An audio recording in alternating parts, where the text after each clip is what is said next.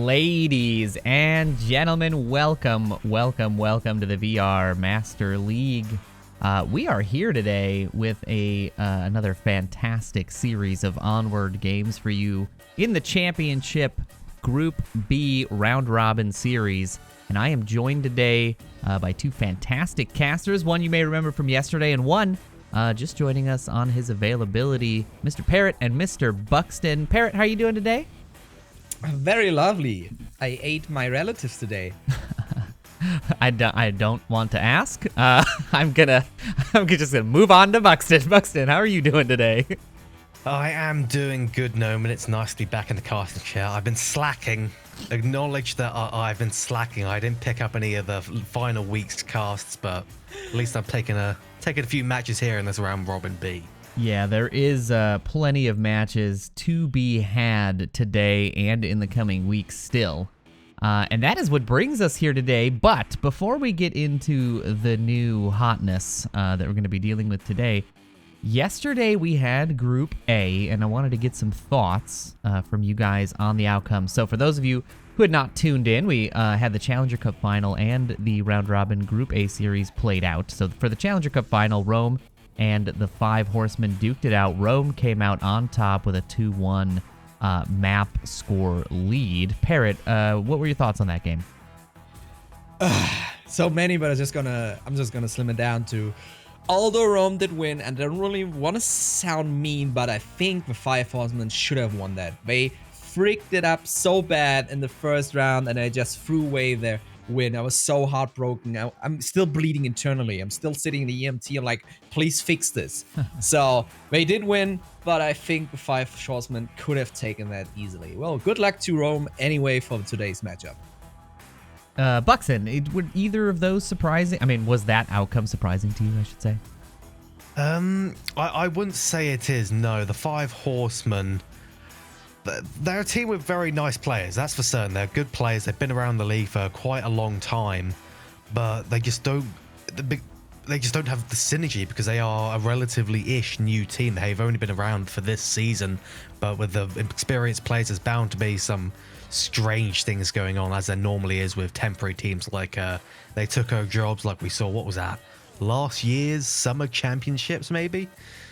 Yeah. It produced some weird results, but Rome coming out up ahead, not really surprised overall. They're good players. They've been around for a while as pretty much the same roster, and so I'm glad to see them here for Group B.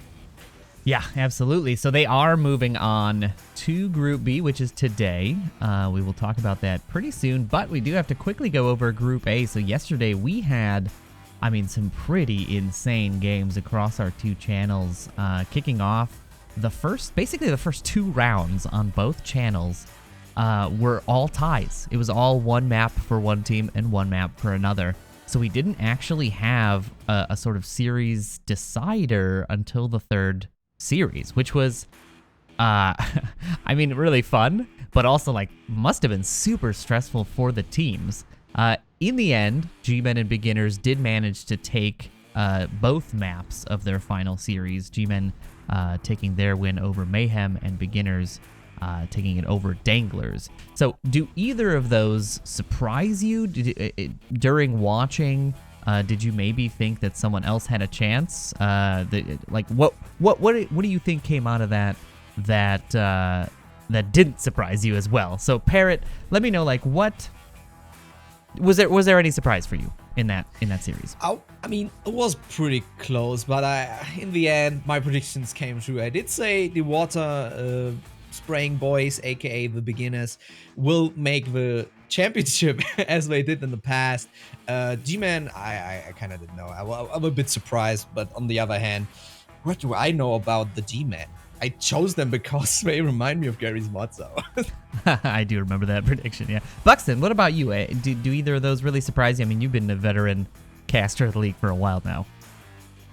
I would say I'm not really surprised at all. G-Men has, they used to be kind of just a standard kind of mid-range NA team. They've been around literally forever, since Season 1. But the past season, maybe kind of end tail of season before this, they started to really kind of step up their gear. They went to the LAN event, and they've just kept pushing with that nice, steady, top-tier pace. and I'm not really surprised to see them take down Danglers and make it all the way over here. Yeah, I would agree. I think those teams, despite them not being my predictions to win, I wanted to keep it spicy. I am not necessarily surprised they were able to pull it out. And I think the biggest thing with it was, like, if you watch Mayhem play, Mayhem was a good example. They were very good. I mean, they played well. They took a map off beginners. Subway went 4-0 the way of Mayhem. They took a map off of Danglers as well. They are a team that is very clearly, they have the what it takes in order to play at this level. But you can tell that they are new. You can tell that they are fresh. You can tell that they have room for improvement because they make these sort of simple mistakes, and they make them consistently. And that, I think, is what kept them out of the semifinals. So great plays across the board for all 4 teams. Fantastic games. We had a lot of fun, a lot of great clips. Our pre-show clip, for those that did not pay attention, every time we roll our pre-show, you will see clips from yesterday's series of games.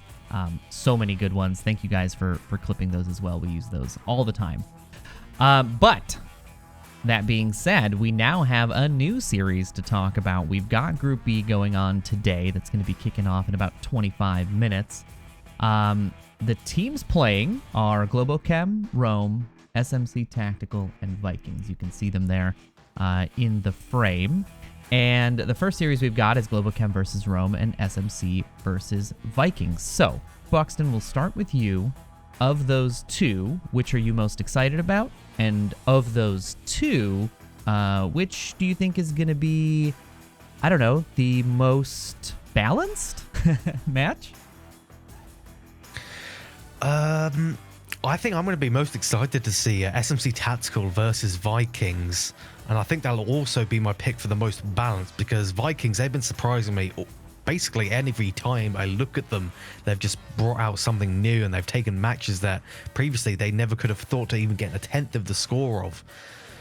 And I just really want to see how they're going to perform against SMC Tactical, because personally, they're my pick to go all the way through to the semifinals. Awesome. Okay. Well, Parrot, what about you?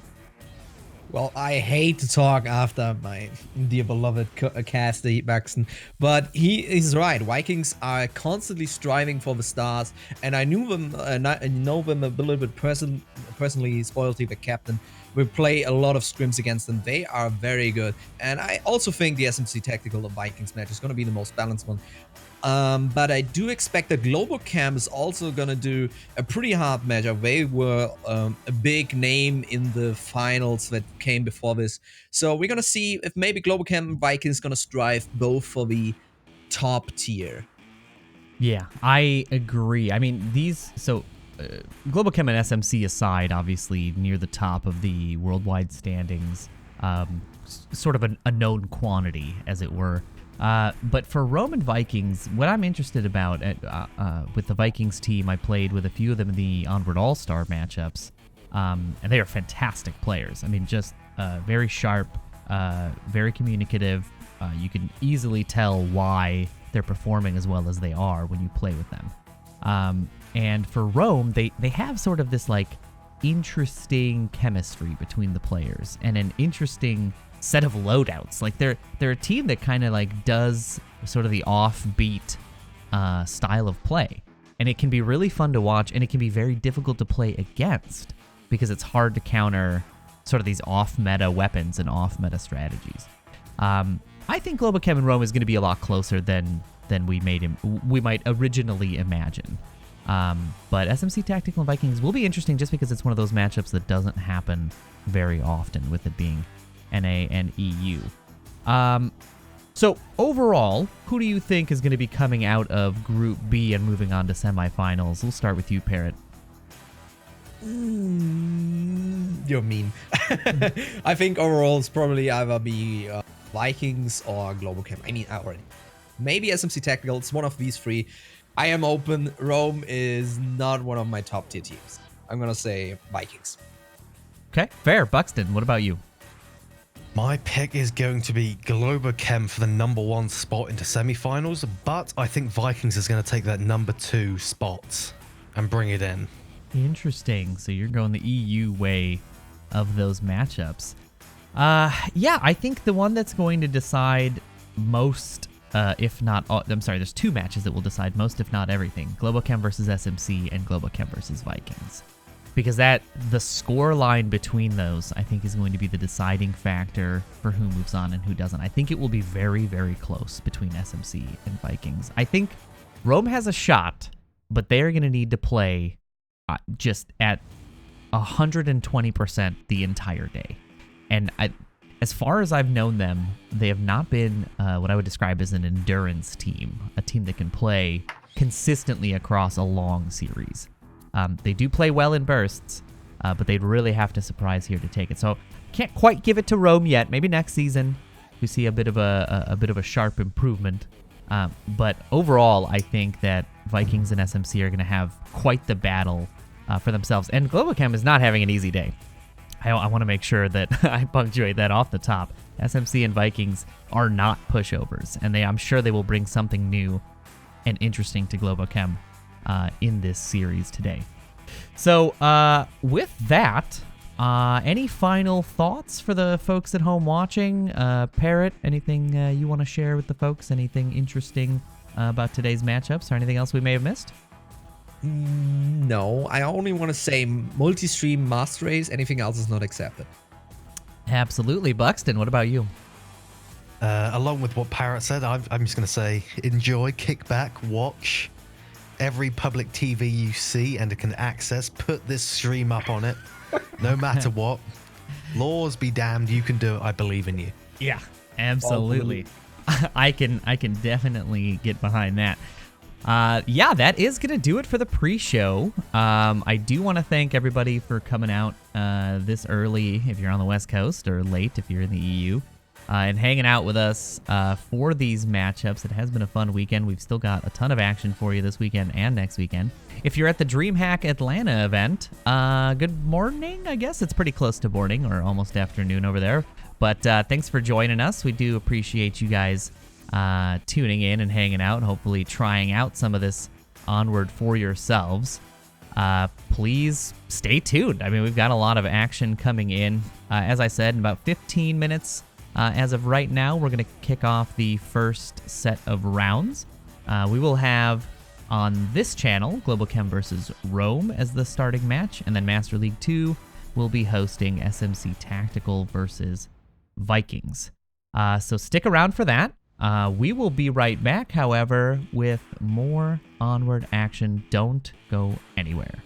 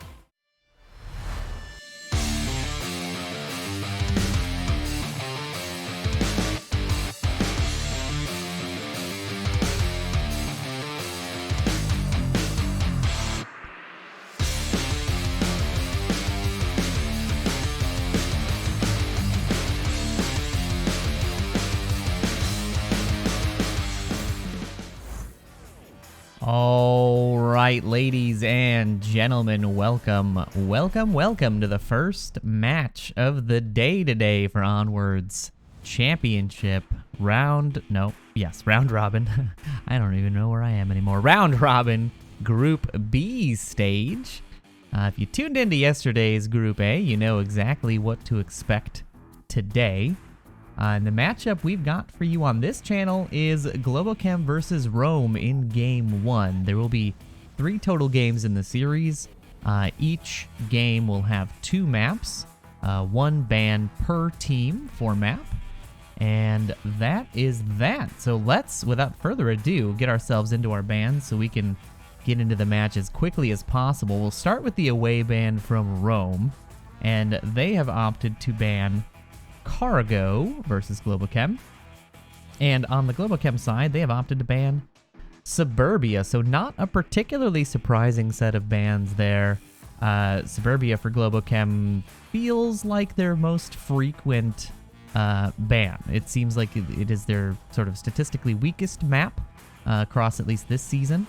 And Rome is relatively comfortable on Suburbia. Not their best map either, but still, you generally do not want to play your weakest map if at all possible. The cargo map from Rome is a little bit more interesting, but Globochem really does thrive in those smaller, tighter maps. Tanker would be another map that I would be not surprised to see them play at some point today. It is a map that they enjoy quite a bit. But if Rome feels like they can handle Tanker, Cargo is a pretty straightforward ban in that a lot of times it will be a sort of 50-50 chance for most teams, depending on how you attack the lanes and you know, if Lady Luck is with you that day. So that is going to be our 2 bans for the day. We do already have our first map as the teams file into their lobby. And that first map is going to be, again, this caster's personal favorite, Q1. Quarantine will be our first map of the day. And this is Globochem's pick, which should surprise pretty much nobody. It is their favorite map and one of their best. Very few teams have been able to unseat Globochem in this map this season. The one that is not going to be joining us in the semifinals as of the results of yesterday's matchup is Mayhem. Mayhem took Quarantine 1 from Globochem twice this season in individual series. Not the game itself, but that one map. So I think beginners would be the biggest threat for them going forward in the semifinals, as they did make it, and to an extent G-Men, but I feel like G-Men do not particularly enjoy this map as much as they may enjoy maps like Bazaar or Downfall. So Quarantine is going to be our first map. We are going to be kicking off here pretty soon. We went through our predictions in the pre-show, so you kind of know what to expect here. Rome is the Challenger Cup final winner, secured their slot in the round robins yesterday morning by knocking the 5 Horsemen out of contention. But we will see. It is a team that is, I believe, ranked 14th in worldwide standings at the end of Season 8. So a bit of the ways below the rank 7 positioning or higher that you would need to automatically qualify, but they did earn it through a pretty grueling set of matches in the Challenger Cup. So I don't really know what to expect here. This is a matchup that I think we did see in the regular season. It was relatively one-sided, but championship play can be very, very different from your standard league play. A lot of teams will bring something new and fresh almost to every single map in preparation for these championships. So we're going to have some really interesting stuff going on here today. The first objective that we're going to be dealing with is the Center Burning Courtyard OBJ. And let me actually get ourselves set up here on the cameras. But yeah, it's going to be, I don't know. I really don't know what to expect. Globochem will be starting on offense, as they did pick the map. So they do have sort of the shorter end of the stick as a result of that. Rome will have the defense, but this objective is not the easiest to defend. It is, I mean, quite literally almost directly in the center of the map. which means that the offense can approach from basically any angle. It makes a 5-man defense, heck, it would even make a 6-man defense pretty difficult to set up properly. And it's all going to come down to who spots who first and do the long shots land today. In terms of the roster, we currently have, for the Rome side, William Dunce, Lucky AF, Mike Crook 21, Lorena Scout, and Manbear Pig slotted in. And for the Global Chem side, we've got Otto, Raphael, Thunder Pilot, and one of the newer recruits, Lionheart, in for them. They're still waiting on their 5th player to slot in, so we'll see who that is. My ventured guess is potentially Pants or Mixologist would be my 2 sort of go-to guesses, but we will see who they decide to slot in here pretty soon, I would think. In the meantime, I do want to take this moment to thank our sponsors, Pro2VR and VR Cover. We do very much appreciate their support. They are providing the prizes for this championship that these teams are playing for, so we do thank them very much for that. If you haven't checked out their products, please do go to their respective sites and check them out. As a VR player and enthusiast, they are top of mind when it comes to peripherals for VR, so do not overlook them.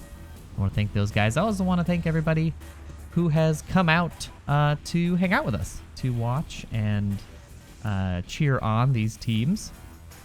And a special shout out to our boys at DreamHack Atlanta, Sleepy and Nightfire. Thank you guys out there for spreading the good word about VR, Onward, the VRML, etc. I think that if you're interested in VR, those 2 gentlemen will go above and beyond in making sure that you have the smoothest experience when it comes to first trying it out, or if you're looking to jump into it long term, they'll have some pretty good advice for you. So if you're at that DreamHack Atlanta event, first of all, welcome and hello. It is early morning here in the West Coast, but you guys should be chugging along already in your early afternoons. And we welcome you to this cast. And we will be having some good action for you here soon. Just waiting for, like I said, this last member of Globochem to tune in to the game. And then we'll be kicking off our first series of the day in just a few moments. Don't go anywhere. We will start very soon.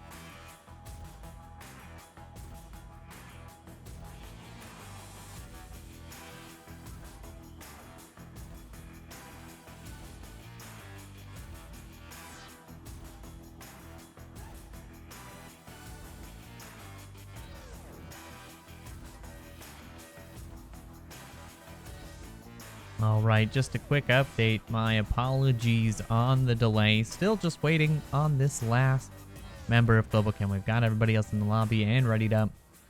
Just trying to track down exactly how long we're thinking it's going to take to get the last member of Global Chem in here to get this series kicked off. We should be live in just a few moments, I would hope, so stick around, don't go anywhere. And again, my apologies.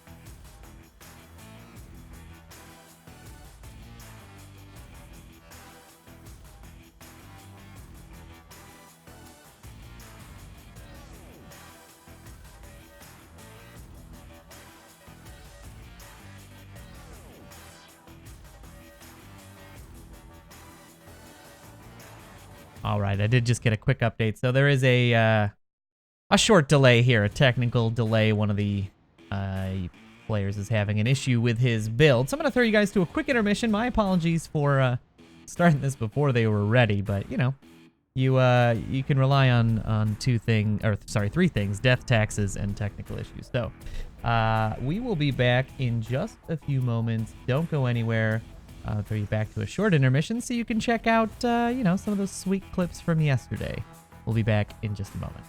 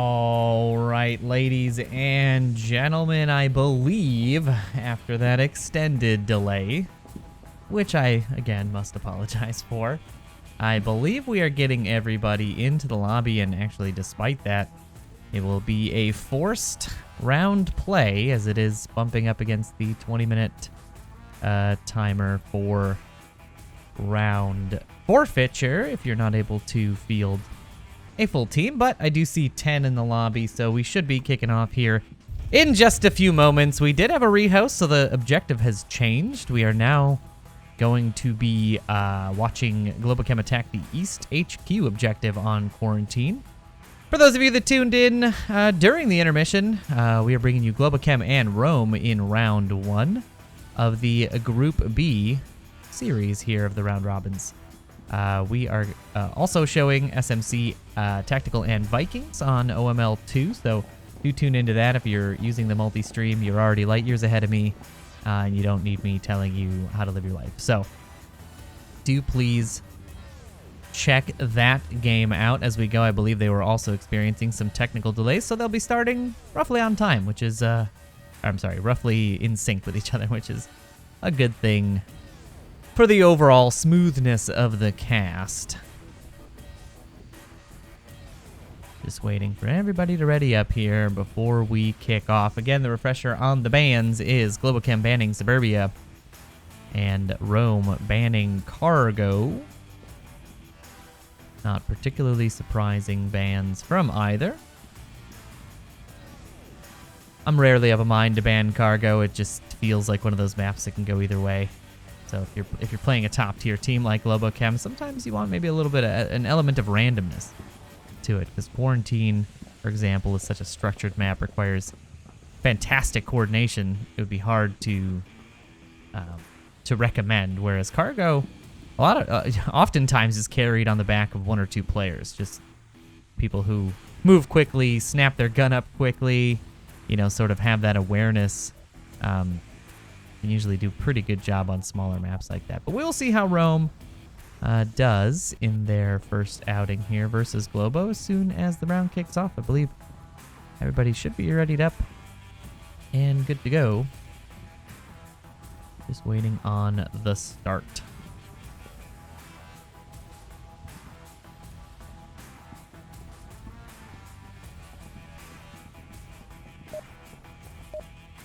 All right, that's the sound we wanted to hear. The beeps. The beeps are in. Globochem and Rome in round 1. We finally made it, ladies and gentlemen. We're into our first round of this matchup. There we go. Mike popping into existence a little bit later than the rest of the team. Hopefully that's not indicative of any other issues. But we're seeing the smokes come out for the cross. Globochem getting that south spawn, watching the street cross. Mike Crook will be able to make it all the way. They've got 4 total on South Street. And the defense set up for Rome. 2 upstairs in the motel. Already sending some fire down that way, which makes sense. 2 made it, I think, south. We'll see. We'll see is a funny call out to make. But indeed, there are 2 at least in the south. Lionheart and Thunderpilot here on the actual south and center. Be surprised if Lionheart decided to push this all by himself. This seems like a dangerous push to make all by your lonesome. Got some... Oh, we've got a defender in the south now. Thunderpilot is aware of Mike Crook's positioning here. Will he be able to land the shots or stay safe? I think he's gonna... I thought he would wait for the cross. Dude, I need to know this right now because I'm in fucking ambulance.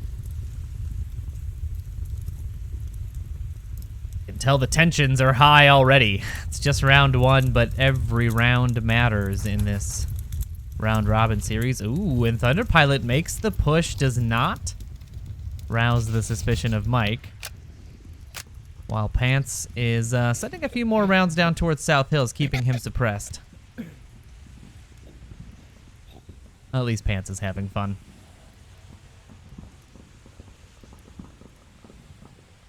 Now, this rooftop is so important, and being cautious on it is equally as important. You can get so much information from the top of this roof. You rarely want to just give this area up. It's the tallest point in the map, Hey, that south guy needs just to be about. killed.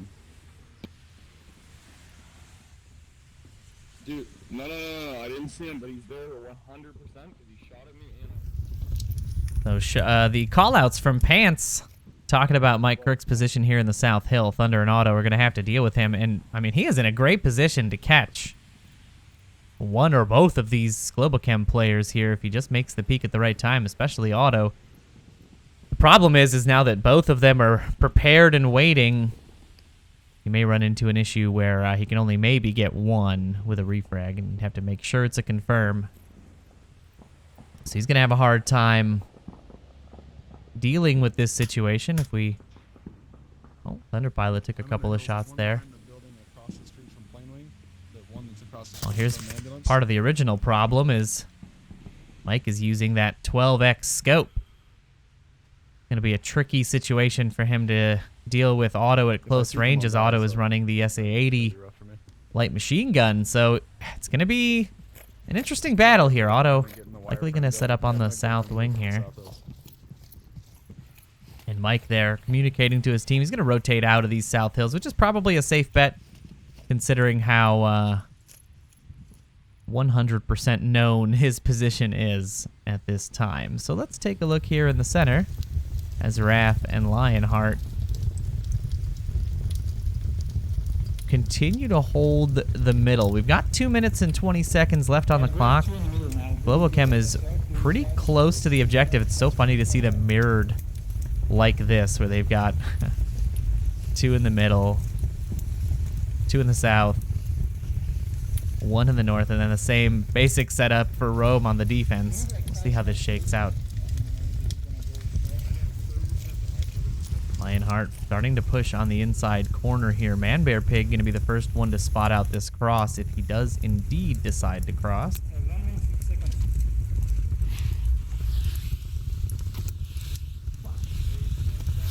Smoke coming out. Oh, I don't think that one had a pin pull. Pretty sure that was just... I think he just threw a dead smoke on the ground. But the smokes are starting to come out. Lionheart pushing through on it. Mike Crook will find the first pick. Manbear Pig will catch Lionheart from the motel. And it's shocking to see Globochem not dealing with the motel. William Dunn's finding another Auto going down in the south. And just like that, Globochem down to 2. Rome holding the defense quite well here. Raph now has to deal with the field of smokes. He crosses into 1. Crosses the second. He's on the inside wall. Shots miss. Raph's on the inside. William Dunce going down. Lorena on the defense here. Raph trying to figure out which way he's going to go. Finds the back of Lorena Scout as he pushes in. Mike Crook on the inside wall. Not going to be able to spot him out. Is Raph going to be able to cap here? Manbear Pig needs to peek the objective. Pants keeping everybody... Oh my goodness, Raph needs to type this code in. Lucky AF crashing in. Manbear Pig finds Pants. Can Raph punch the code in time before Lucky and Mike take him out? No, Raph is not able to punch the code in. Unbelievable. On the objective for a full 20 seconds. Not able to get that code in on time, and Rome grabs themselves the first defensive round in what honestly I thought was going Rome's way anyway, but Raph able to make a very nice heads-up play and almost bring it back. Just not quite enough. And that is our first point of the day, ladies and gentlemen. Now, we're going to be watching Globochem defend the same objective.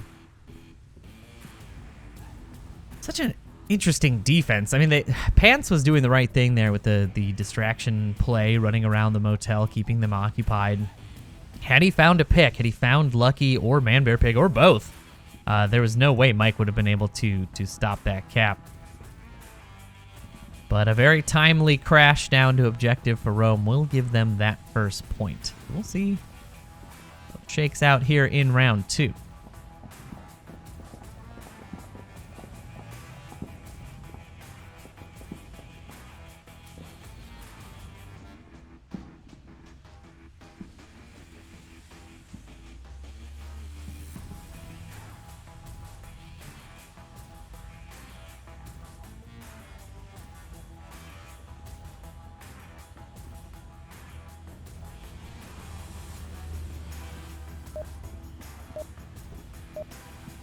right. That is going to be the sound of round 2 starting. So let's get ourselves into gameplay here and see how GlobalChem deal on their first defensive outing of the day. Let them come close. I mean, don't put a lot from the... Just have eyes like in the middle, like glass building side. Only the, like, tight angle. I'm peeking in the beginning only to walk south, but then after that, I'm not peeking. Just a little bit of communication about who's watching what. Ant's communicating his, already taking a shot. This one south, 100%. Yeah, shots already ringing out from the Rome offense. Take a look at South. Lucky AF sending a few rounds down that way. We'll see if GlobalChem is able to make their cross on the defense. They're going to try for it. The street is full of smokes. Thunder Pilot wiggling that smoke. Getting as much of it. Just, you got to really shake it, you know? You shake it to get it out of there. There you go. Thunder makes the cross to the south. And that's going to give Rome a run for their money. They have yet to leave spawn. Still watching for crossers, it would seem. And it looks like we're going to head 2 or 3 north. William Dunce bringing the shield. I don't know that I've seen... I guess I have seen him play shield a few times. This would be a great way to draw some fire on the rooftop, though, is bringing that shield just to cause a little bit of a distraction, just to give the call-outs while being safe. The only problem is if you're not effective with it in a combat situation, you're really only good for the call-outs. So it can be a very tricky thing to choose to take because you may not have a weapon. Excuse you, William Dunn. You may not have a weapon to deal with any sort of aggressive defense. William is making his way out onto the rooftop here. Lorena Scout pushing up the furthest of the team so far. He is down in the rooftop courtyard and clearing roof, but he's not going to spot any GlobalChem out for quite some time. You can see what the defense looks like for them. A very similar defense on the objective to what Rome had just played. The only outlier there is the far east defender up in the rocks. A very strong position as long as you can hit your shots. This is exactly what I was talking about with William Dunce, able to use this shield to just give as much information as safely as possible for the rest of his team.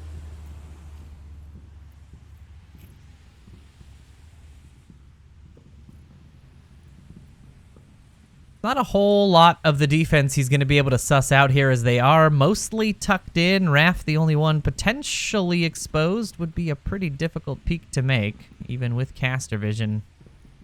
He is very far back and still tucked behind that rock, so not a huge boost for them. 3 minutes gone, 3 minutes left. Rome will need to start pushing their way down, but the north approach is interesting to me because they are going to have to deal with Pants upstairs in the motel, but basically nothing else until they see Raph. I mean, that is the only other person who really has any eyes in the north.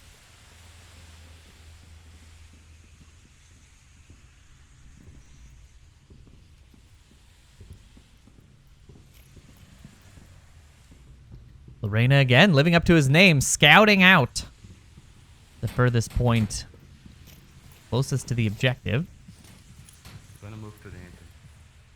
Moving towards middle, and now we've got the 3 members of Rome cruising their way up to motel here. What is especially interesting to me is usually you would see the motel defender sort of rotating between 2 windows. I have not seen Pants check the north window of the motel just yet. Nades coming out there from William. Ooh, and shots on the cross coming from Otto, tucked in on the objective. He will be the one to call out. Pants may need to rotate and try to find these picks. If anybody can, it's Pants. Rushing across. I'm going across. Okay, watch for those trap fires. You ready? Alpha press, yeah, go. Ooh, Pants. Almost catching Lucky on the cross. He Watch out, he's in that top window. is able to duck out of the way, and now we're starting to see smokes come in on objective. Pants does find one in Mike Crook as he pushes out all the way to the east. Flash is coming out. Lorena and William already on objective. Is Lorena going to be able to find Lionheart? This is the first pick he's going to need. Lionheart does find the pick, finds the second, and clears objective. Lorena and William Dunce already out. Just 2 left for Rome as Lucky and Man Bear Pig have to make their approach through the north. Pants deals with Man Bear Pig. Lucky has the smoke out. Interesting play there. Oh, another frag toss. Lucky's got the smoke on his chest. I don't think that's providing as much cover as you think it's providing, Lucky. And no, it indeed does not. And Thunder Pilot able to spot him out clear across the map as he billows smoke off of his chest and give Globochem their first point in the series as well. 2 defensive rounds done and dusted.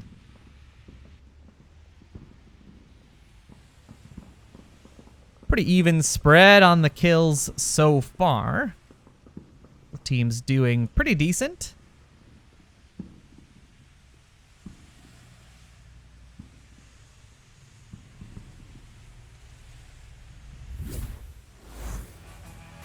Taking a look at the scoreboard. We are into our tied series.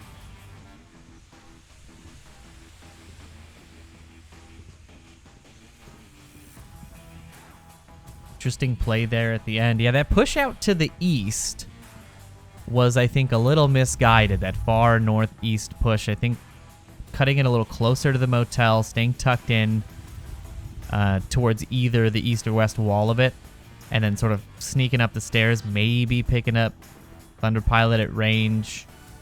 I mean, you still have to deal with Raph. They did have that sort of northeastern approach figured out, as it were. If they'd have committed 1 more, maybe 2 more to the center push and helped deal with the Lionheart situation that was brewing in the middle there, they might have had a chance, cause a little bit of panic on the outsides, and then have the northeast crash in. But not panning out. Of course, easy to say when you're the eye in the sky. Not so easy when your boots on the ground. Now we are getting ourselves into round 3. The objective has shifted. It is the rooftop courtyard. OBJ, Globochem will be on the offense here in round 3.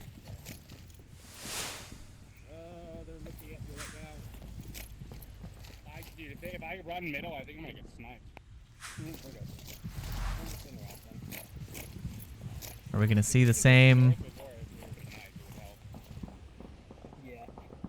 Yeah, we are gonna see the same play we've seen several times from Globochem, as they do not want to give away their spawn. So we will be seeing them tuck in. And on the Rome side, if we come over here, we can see the defense just now getting set up. Man Bear Pig, Lorena Scout watching the mid. They've got 1 defender in the gas station here, and William Dunce watching the south cross. He will have to rotate through at some point. And if we head north from where we started, Lucky AF is at the garbage truck here in the north. He could likely be the first one to spot out any member of Globochem as they push through. Very tough to spot a defender in this window, so you can glean a lot of information and feed it back to your team before you even have to really take any shots. All outs coming in.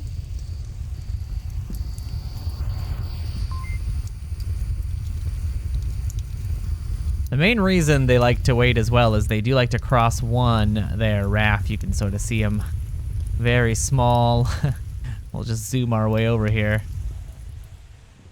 Crossing very low, very slow across that north street. Very difficult to spot if you're not specifically looking for him. And really the only place that you can probably spot him is rooftop or potentially center building on stairs.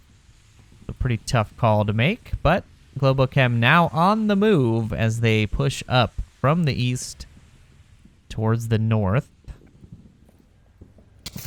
Ooh, and Lorena Scout will find Auto. That will be the first down and out.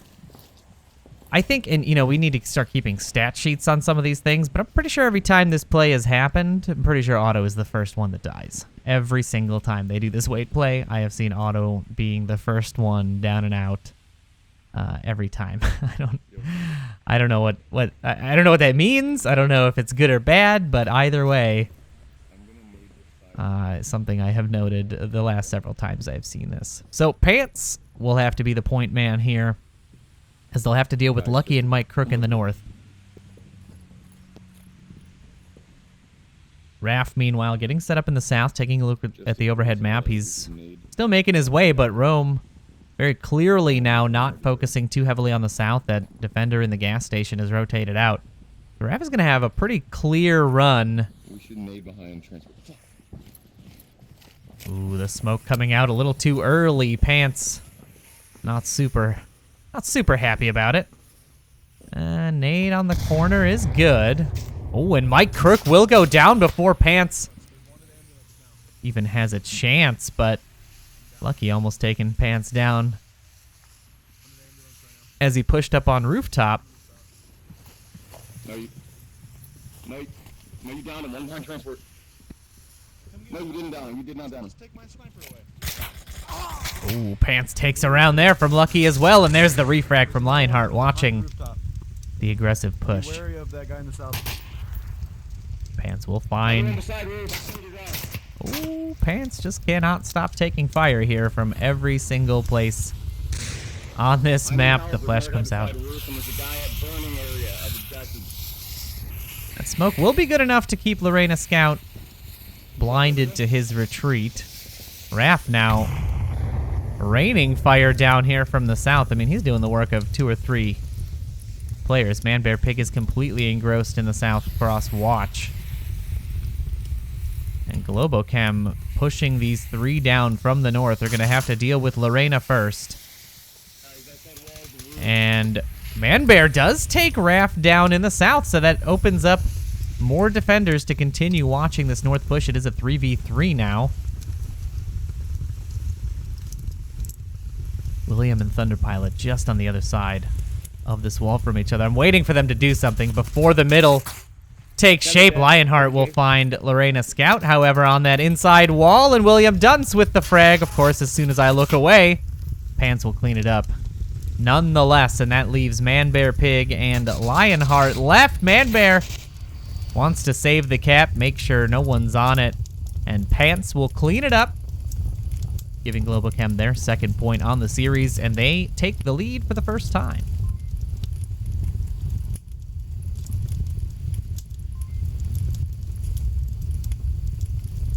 Pants there with a volley of kills. Lionheart picking up a couple as well.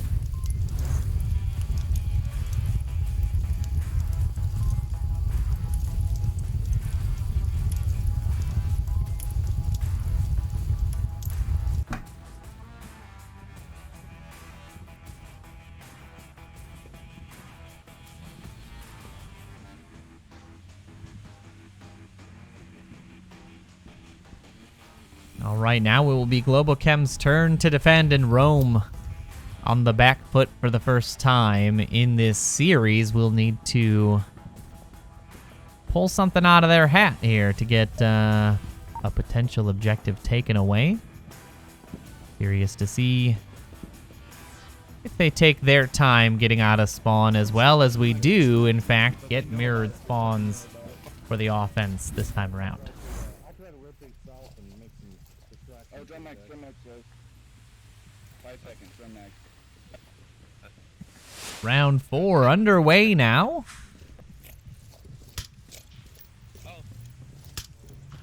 Early shots coming out from Rome, sniping out towards the objective, so you can see the difference there. Wasting no time. Rome will send a few rounds down towards Global Chem's defensive positioning, and they will opt to do the same north push, Time to push while to also the trying to south. get 2 across that north street. Take a look at the overhead map here. You can see that they're going to try to cross that north street. They should be able to do it. There's not really a defender watching that cross. Only someone in the south street trying to prevent anybody from sneaking into the south on them, much like Raph does.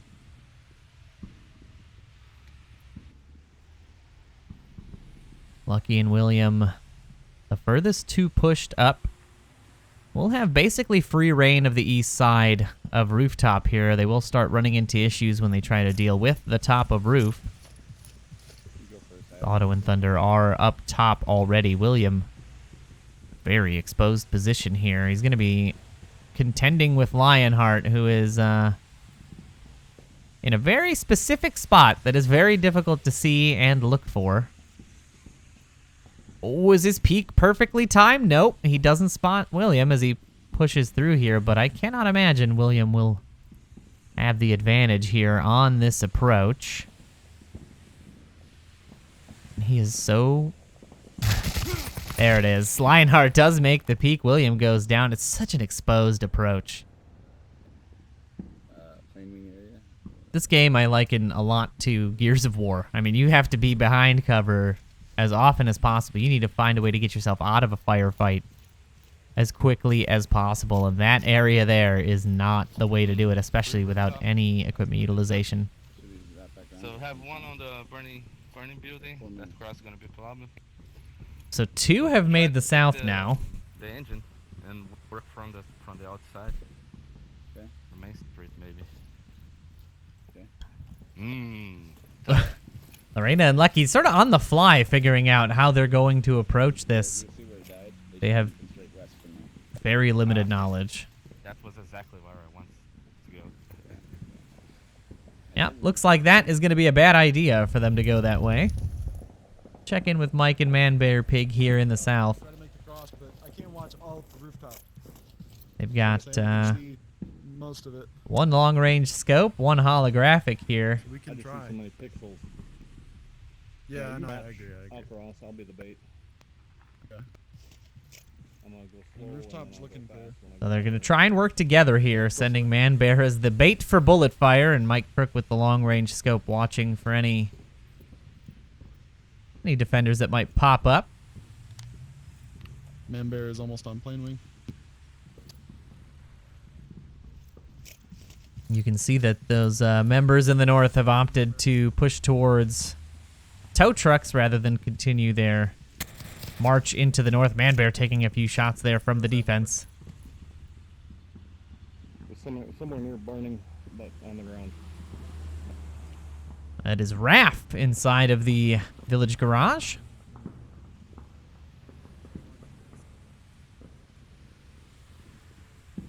And you can take a look at the defense here. They've got a solid line across the objective. It's going to be a very hard push to make without sort of pushing from the bottom or the top down, because they have got coverage on any approach directly from the east.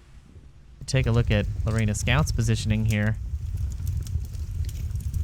And they've got the right idea. They're just going to have to deal with Lionheart.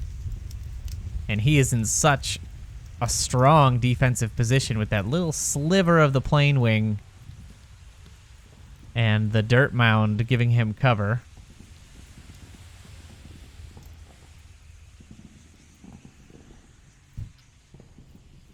Approach a little bit safer than William Dunce's original approach. The shots coming out onto rooftop, getting Auto to tuck in.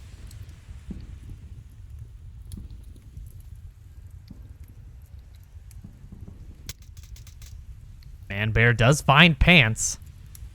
And that is center burning down. What's interesting about this defense is, honestly, they can just sneak up. Lionheart really is the only one close to the objective. If they stay quiet enough and Lionheart does not time... Oh, he might have missed this peak. Yeah, I don't think that... Oh, no, that might have been a call out. I think he just called out on the wall. Lucky crawling through, and Lionheart is going to spot that out. Man Bear finding Otto on the north. Lorena's on the inside wall here. Raph taking shots on him. Lorena returning fire. Yeah, that was never going to work out. Lionheart checking the objective. One left now. One revivable for Rome. Mike Crook, the last one up and standing, and Lionheart will find the pick. Globochem will continue to hang on, hold their defense, and go up 3-1 in the series. A very close attempt there, but yeah, giving up on that angle on Raph was not the right call. That tablet was, I would say, wishful thinking in the Rome offense, but a good try nonetheless.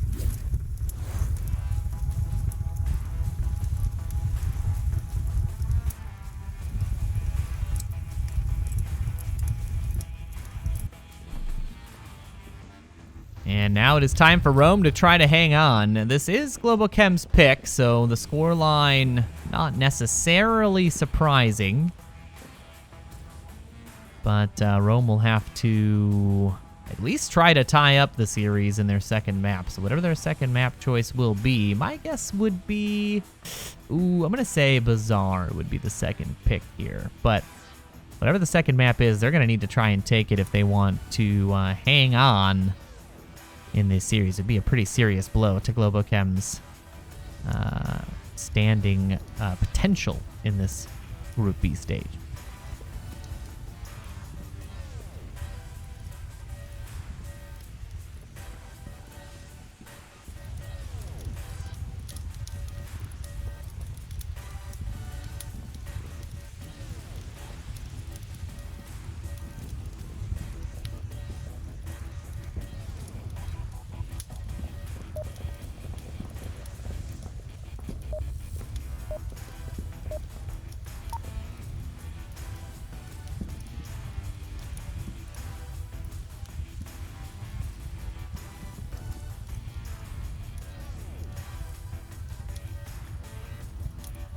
All right, it is time now for round 5 to kick off.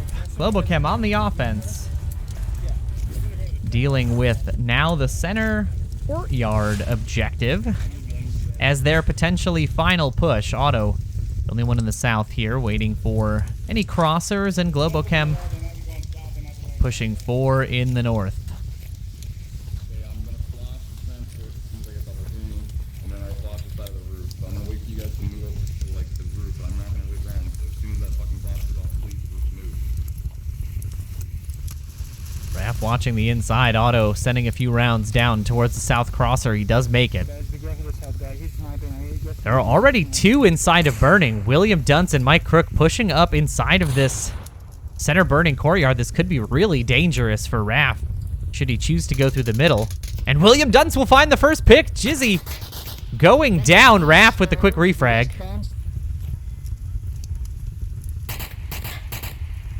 Confirmed shots are out. Lucky still watching this inside corner. He might have, yeah, I think he should have been able to see Raph cross there. Pants now out. It's a 4v4. William Dunce was quickly refragged on that position. F doing a bit of scavenging here.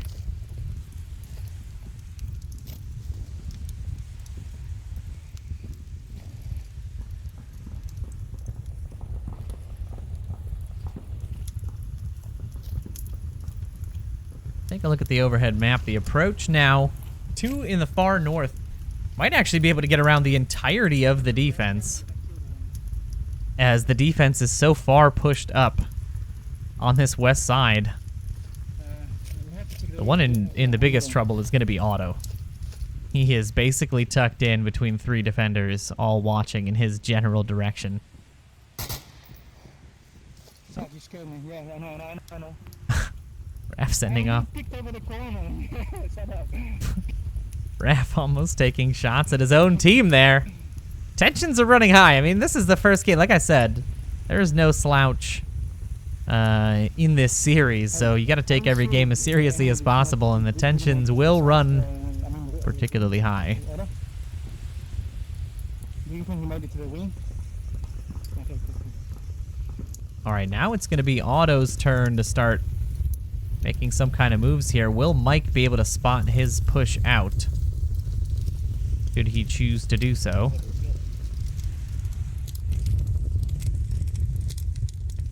No, I just need to know. Otto will continue his push out. I mean, let's check in here with Lionheart. These guys are pushing all the way out. Two of us are at the car right now. 3 minutes. Clearing this east is going to be a big deal. The defense so spread out. Look at this one on the south plane wing. I mean, he has got nowhere to be. Otto will find Mike as he pushes out from center burning. Again, why would someone be all the way out there on defense? That is needlessly aggressive. Otto will now have to deal with the south plane wing if he wants to try to make his push through the south. And it looks like there's trouble a-brewing here by Raph as Lucky starts to make his way up to the rooftop. Only one member of the defense actually on objective. Lorena Scout watching towards Lionheart and Thunder Pilot's approach. Raph here could be in danger in just a moment as Lucky takes his time to make the peek. There it is. Raph out and making it a 3v3. One on the roof. One on the south plane wing. One on objective.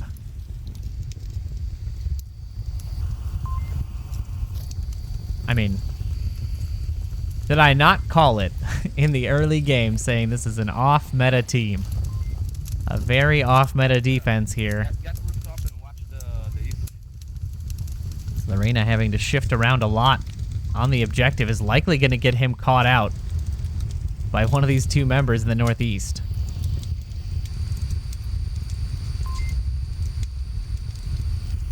Otto could peek up onto south burning. Thunder Pilot will find Lucky on his rotation down. Lorena with the call out of Thunder's position. Not really going to be able to spot him, but Lionheart already pushing with smokes on. Two going to be coming up this side. Thunder Pilot sending a little bit of free fire down, and Otto is going to be the one that finds Lorena Scout as he pushes into the burning courtyard, and the last defender is in the south. He's going to have a long way to rotate, but Lionheart's already got Pat out, and Code is going in. Globochem will take the points. 5-1. A commanding lead there by Globochem. Made even more commanding with the cap by Lionheart. And he is definitely playing well today. 1 cap, 7 kills, only 1 death on the 5 rounds we have played. Fantastic series for Globochem there. Now it will be Rome's pick for map 2, and we'll see how things shake out there. If Rome can shake that loss off. Or if Globochem will continue their tear into their second map choice. That map choice has already come in. And map 2 is going to be Subway. Subway. We have seen Subway upset quite a few teams yesterday already, and in the season, for that matter. So not necessarily a surprising pick here, but if I if I may, I will say that Globochem is more than prepared on Subway, especially with Raph having the ability to use the shield, which is sort of his raison d'etre, you know? That's his whole business. The long, tight corridors of Subway are 100% designed for Raph's shield play. We're going to be dealing with the main concourse objective. That is going to be between tracks 2 and 3 in the center basement. Rome will be on the offense as it is their map pick. Globochem starting out defending.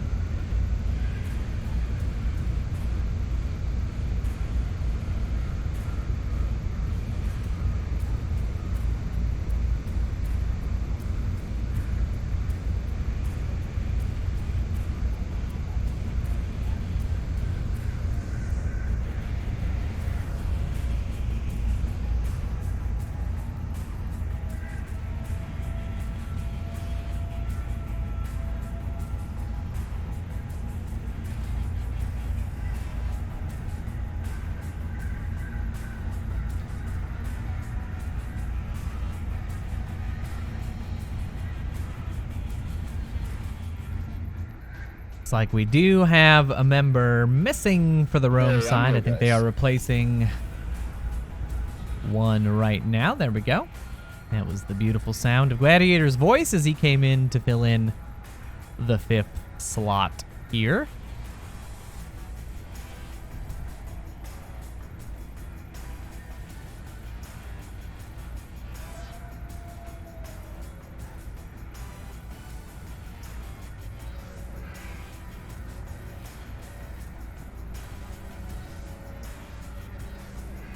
And the teams should be just about ready.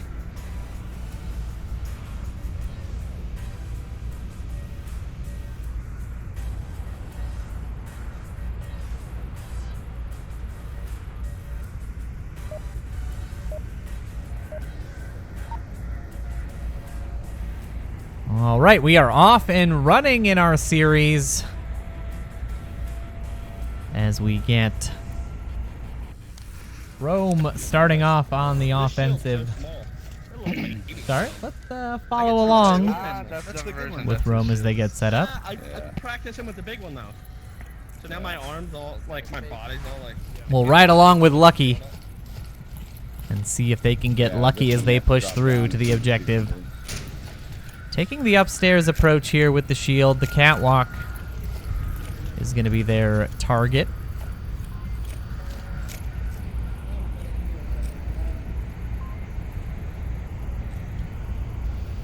Now what's interesting is I don't think they can hear Raph's speech.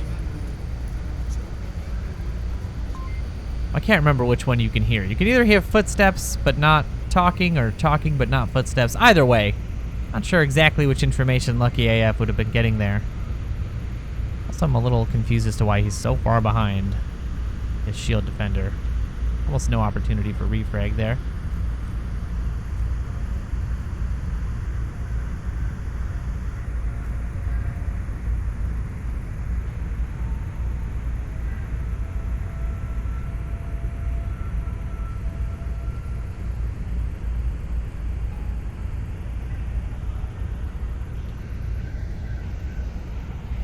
Lucky AF checking the inside. Meanwhile, William gonna have to deal with Pants here. And there's the shots. Smoke coming out towards the shield. Smoke is a very effective deterrent for a shield. It can be very difficult to deal. Oh, and Pants, I don't think he even saw Lucky. I think he was taking shots at William there, and Lucky rounds the corner at the worst possible time. Pants looking for a clip. Nope, indeed, as Pants taken out by William Dunce. And now Otto will have to deal with the refrag. Thunder Pilot, though, is here to try the refrag. Thunder, nope, he gives up. He doesn't want that. He doesn't want any of that shield business. Pants already having gone down. Now 4v4 as Lucky was cleaned up by Pants. Whether on purpose or by accident will be his story to tell, but William now tucked in with the shield, so we've got several pushing in the north here. Lionheart will find Lorena Scout.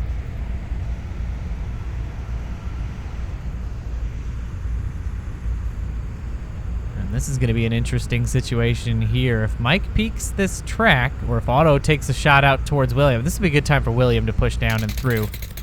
Ooh, Mike missing the shots on Otto.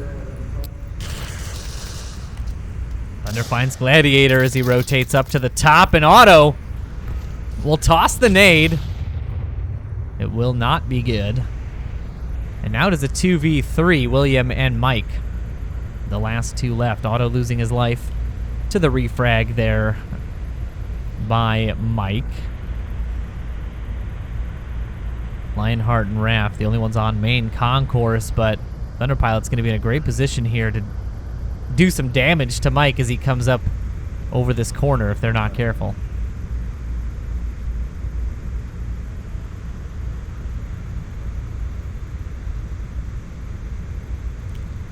See how this play develops. Cautious on the corners. 2 minutes, 27 seconds. William Dunce pushing into the train car. We'll have Raph to deal with as he crosses that track. Thunder making the corner peek here. Will he spot out Mike is the question.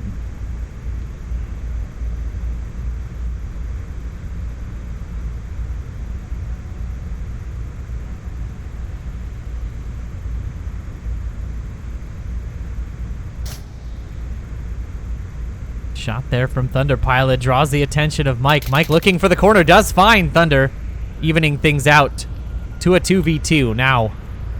Just Lionheart and Raph left on the defense. William pushing with the shield. Raph is sort of scanning this area. He should be able to spot out at least one of them. And Mike definitely noticing Lionheart's head there. Mike Crook does find the head of Raph and take him down and out as Lionheart now the last one left on the objective. They do have accurate count, 4 down.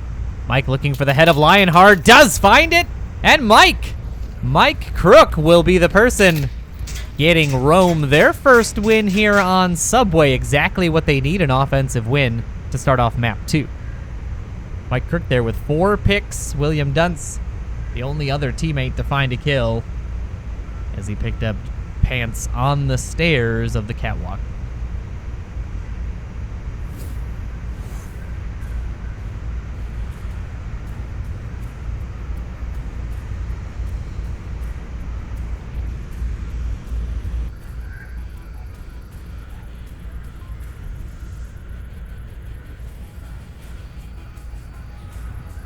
So the intro round does go the way of Rome, but they need to keep this momentum going if they want to try to end this on a tie.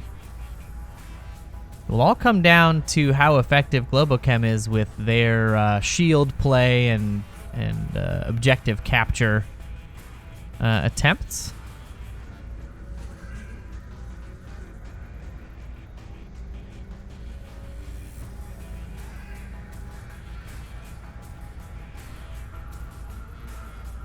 We did see the cap come out on quarantine as the sort of first cap of the day that I think I have not been paying attention to the Master League 2 channel, but the first cap here.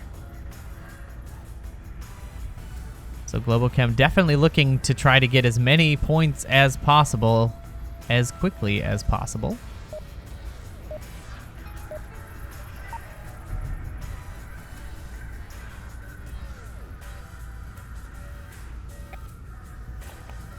And with that, round 2 gets underway. Globochem now on the offense. We're gonna ride along with Raph, our resident shield player. The night vision coming on.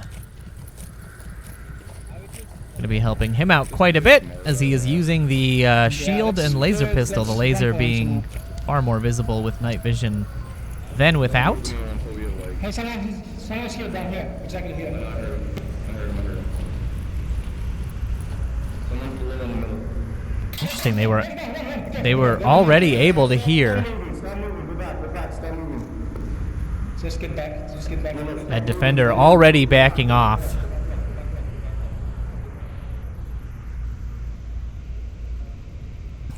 The volume they must have in order to be able to hear from that room, that far back upstairs, to hear somebody crossing into. Oh no, Mike, why?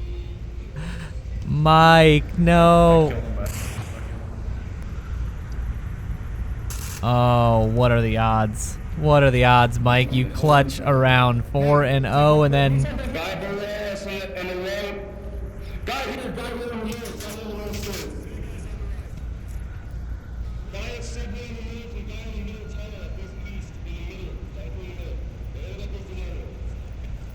Callouts coming out from Pants are relatively accurate. 2 pushing down both sides here. Lionheart the first to go down,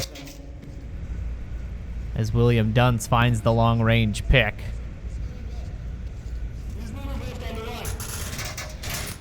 Thunderpilot heading back upstairs, trying to take the track 2 approach as William is on the inside corner. Gladiator tossing the frag up. It was a pretty solid toss, but Raph hearing the nade will be able to escape with his life, and it's a 4v4 already.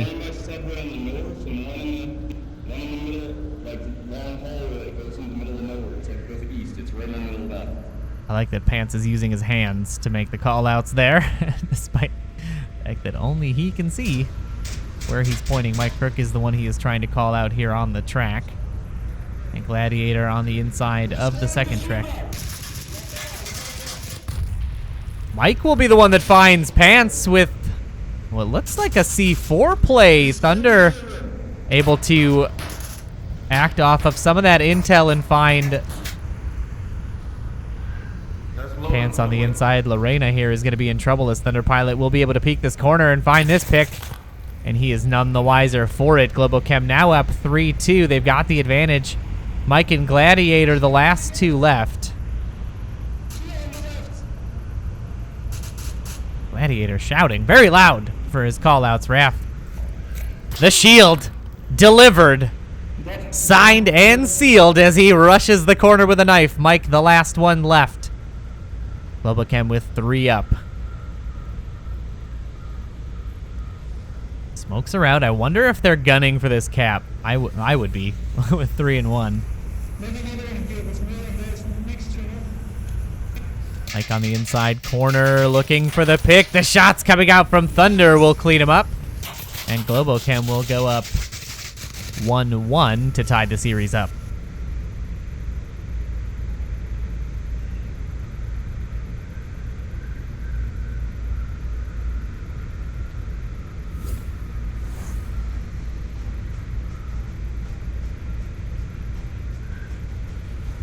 Very solid offensive play there by Raph with the shield. But Thunder Pilot, really I think the MVP of that round, rotating properly, getting the picks he needed to allow his team to push down into the actual platform. I mean, he went all the way from Catwalk back into the spawn, came down North Stairs, picked off William Dunce in the yellow room, and then got Lorena Scout on the outside of track 1. And that is a heads-up play that you rarely see. Although less rare in the championship series, I would hope. The objective has now shifted. We are going to be on the North Stairs objective, a very capable one. And Rome has to be thinking cap here if they want to have the advantage on to Globochem going out of the first game.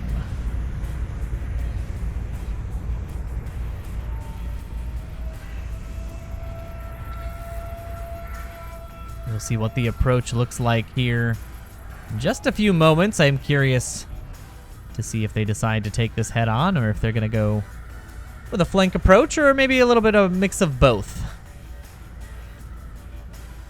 We'll see very soon as we get ourselves into round 3.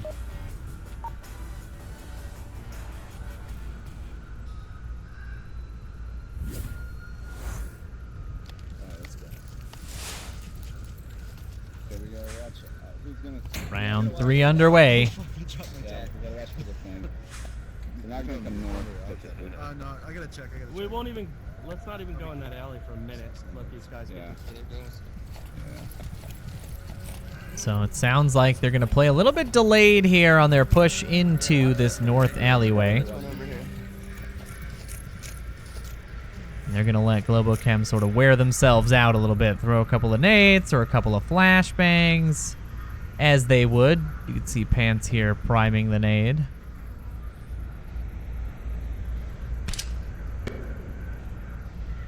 Solid timing and a very good throw, however. Wait. No one's in the alley here. Don't be. Yeah. Yeah, because if I get blown up, you're dead with me. Good call by Pants. Don't peek. If I die, you die with me. I know what I'm saying. Like, if I get blown up, it'll blow this thing. Oh, he's talking about the C4 on his chest. They have traded C4. Pants now carrying it primed on his chest as the sacrificial lamb.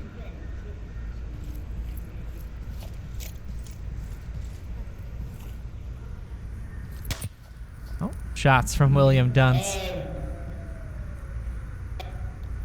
The guy here with the shield.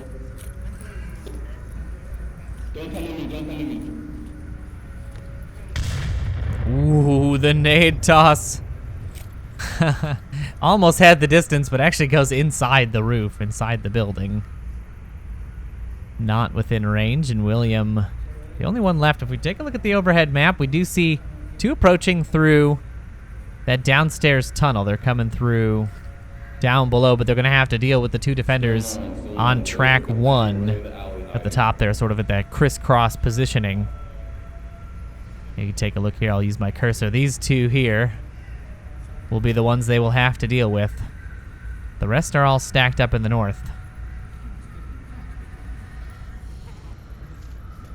Under Pilot and Raph still watching north stairs.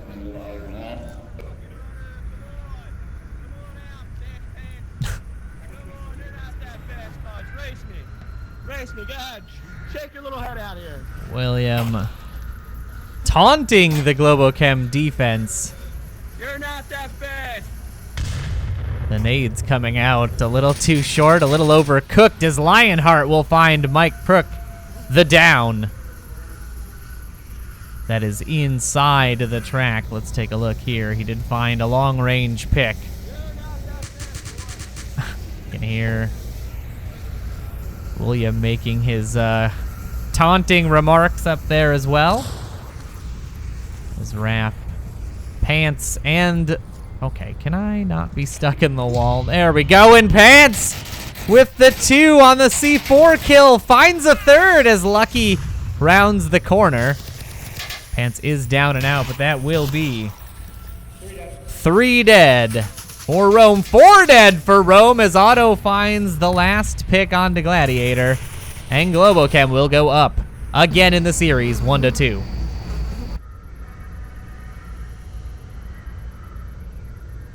Really great C4 play there by Pants. All the taunting from William Dunce does not pan out, as Globochem take their next point.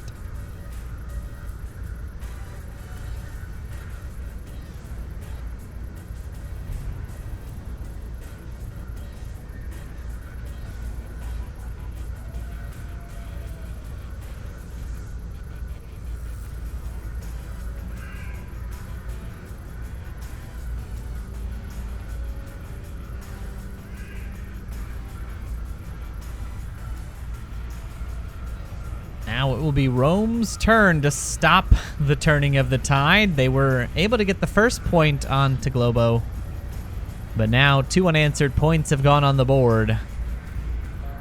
And Rome needs to stop the bleeding here. They were only able to get the first point of the first map as well. They need to find a way to break the cycle, rise above, and get themselves on the board again here. Otherwise, they will be far behind in the running for potentially second place.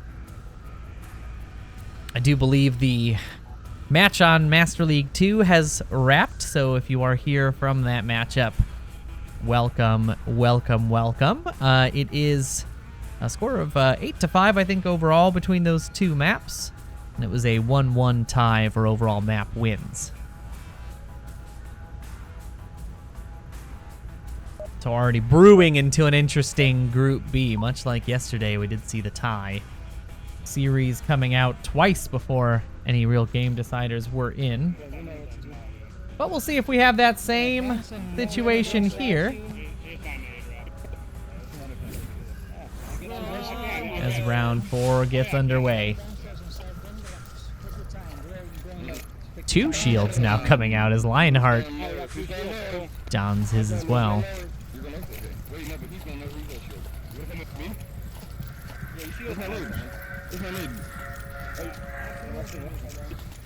Oh, okay. Oh, wait.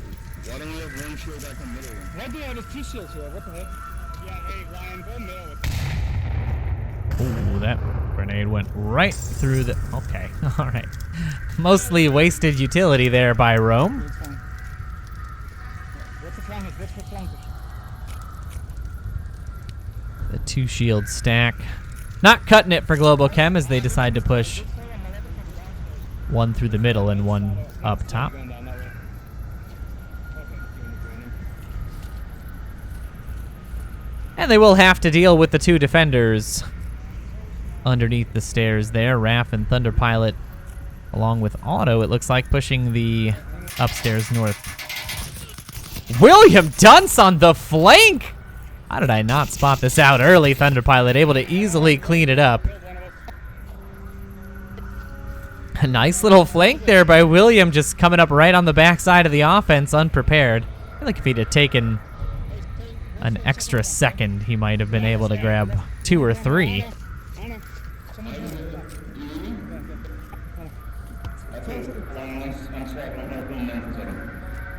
They're all scavenging the body of their fallen teammate for ammo and equipment.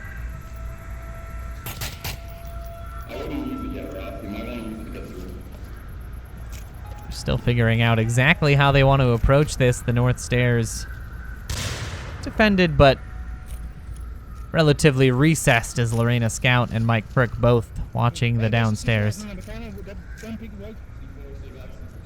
it's not. It's just rolling. What the fuck is that? Oh, that's a C4. That's a C4. Yeah. Hey, can you shoot it? It's up here on the ground. On the wall. I don't actually see it. Can you see it? Up here on the... Where is the C4 he's talking about? Oh, there it is. I do believe... Well, honestly, we can't really tell if that is disabled or enabled. It looks like the red button is glowing. Come here. He's behind the wall, on the right corner over there. On the... behind the wall over there, back there on the end of it. Raph is able to spot out Mike. He's speaking over there. That's on it. He's speaking over there, on the corner, right corner. Someone please explain so I understand what the fuck's going on. So whoever was across the line. He's speaking, be careful, he gets up, man. Thunder Pilot about to take a few shots there from Mike. And a very nice nade from Thunder will take Lorena Scout out of the running as he, well, gets blasted into the wall, and Pants will find the pick onto Mike, as well as a short down, just a small down onto his teammate as the pre-fire comes down to confirm. Lucky and Gladiator having to crash to the objective, not wanting to risk this cap. And this is going to be a tricky situation. Ooh, just tossing that out. Catches a few bullets in the hand, and Raph's grenade will be the thing that downs him. Gladiator, the last one left here on objective in the north. Another grenade coming out, and Gladiator is knocked out of the running. Global Chem going up 3-1.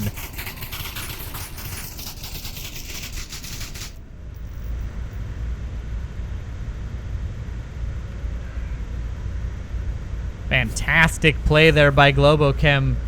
Very solid rotations, great awareness on positioning there by Raph, able to call out all the proper spots, give his team the information they need in order to make the informed decisions. A nice play there early by William Dunce, but again, a little bit of trigger discipline missing there. He could have likely easily picked up 3, although to be fair, I was not watching if Auto had spotted him out.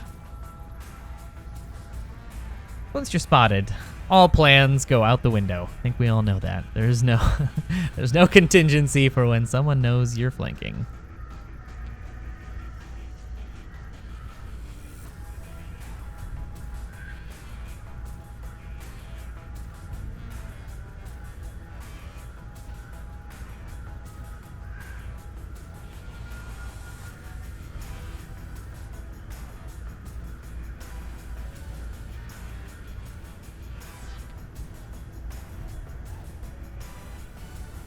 And now we are getting into what could potentially be our final round as Global Chem looks to hold the defense and put themselves into a 2-map win situation, which should, at least in Game 1, solidify their #1 spot in the standings and give all the other teams something to fight for in the next few series.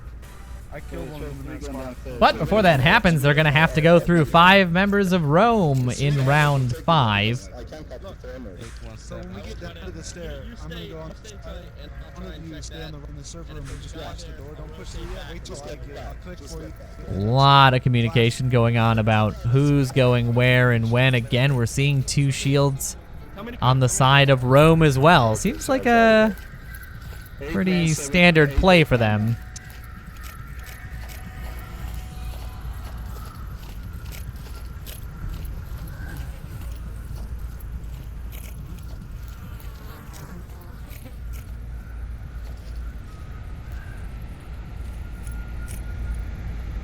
It is going to be the basement objective, so this north side push, pretty quiet overall. Thunder, the first one, tossing anything out towards the offense, and Pants will be the one that finds the first pick here in the basement tunnels.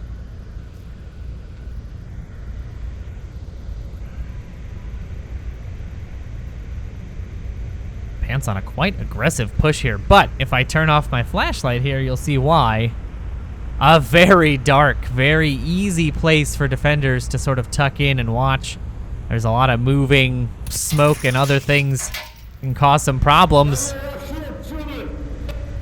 Mike on the call, or I'm sorry, Pants on the call outs. Mike will use that opportunity to surprise Pants in his push. And Otto will be the next to find a pick as William Dunce goes down, but Gladiator's in the smoke camping. Otto's not seeing this in the smoke right now. Otto does spot it out. Oh my goodness, I almost had a heart attack on that. Raph will finish the kill onto Gladiator.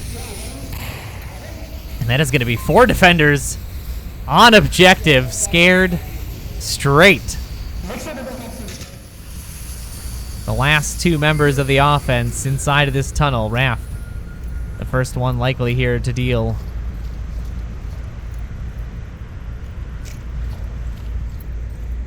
Yep, he peeks the tunnel and takes a shot for his trouble as the C4 will take the shield out. Unbelievable, the range on that. And Raph sealing the deal, finding the pick onto Lucky. We'll close Globochem series out here 2-0 versus Rome. Final score of 8-2.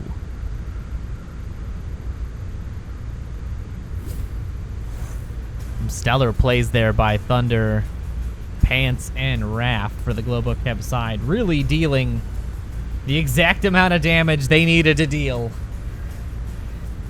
in order to keep Rome suppressed going into this second game.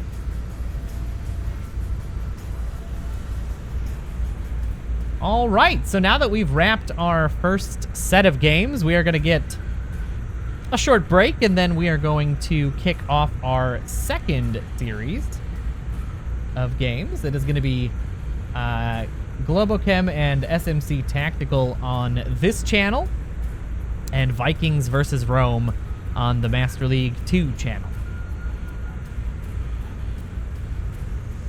While we get that set up, we are going to throw you guys back to the pre-show so you guys can, you know, hang out for a little bit, relax, go refill your popcorns and your drinks.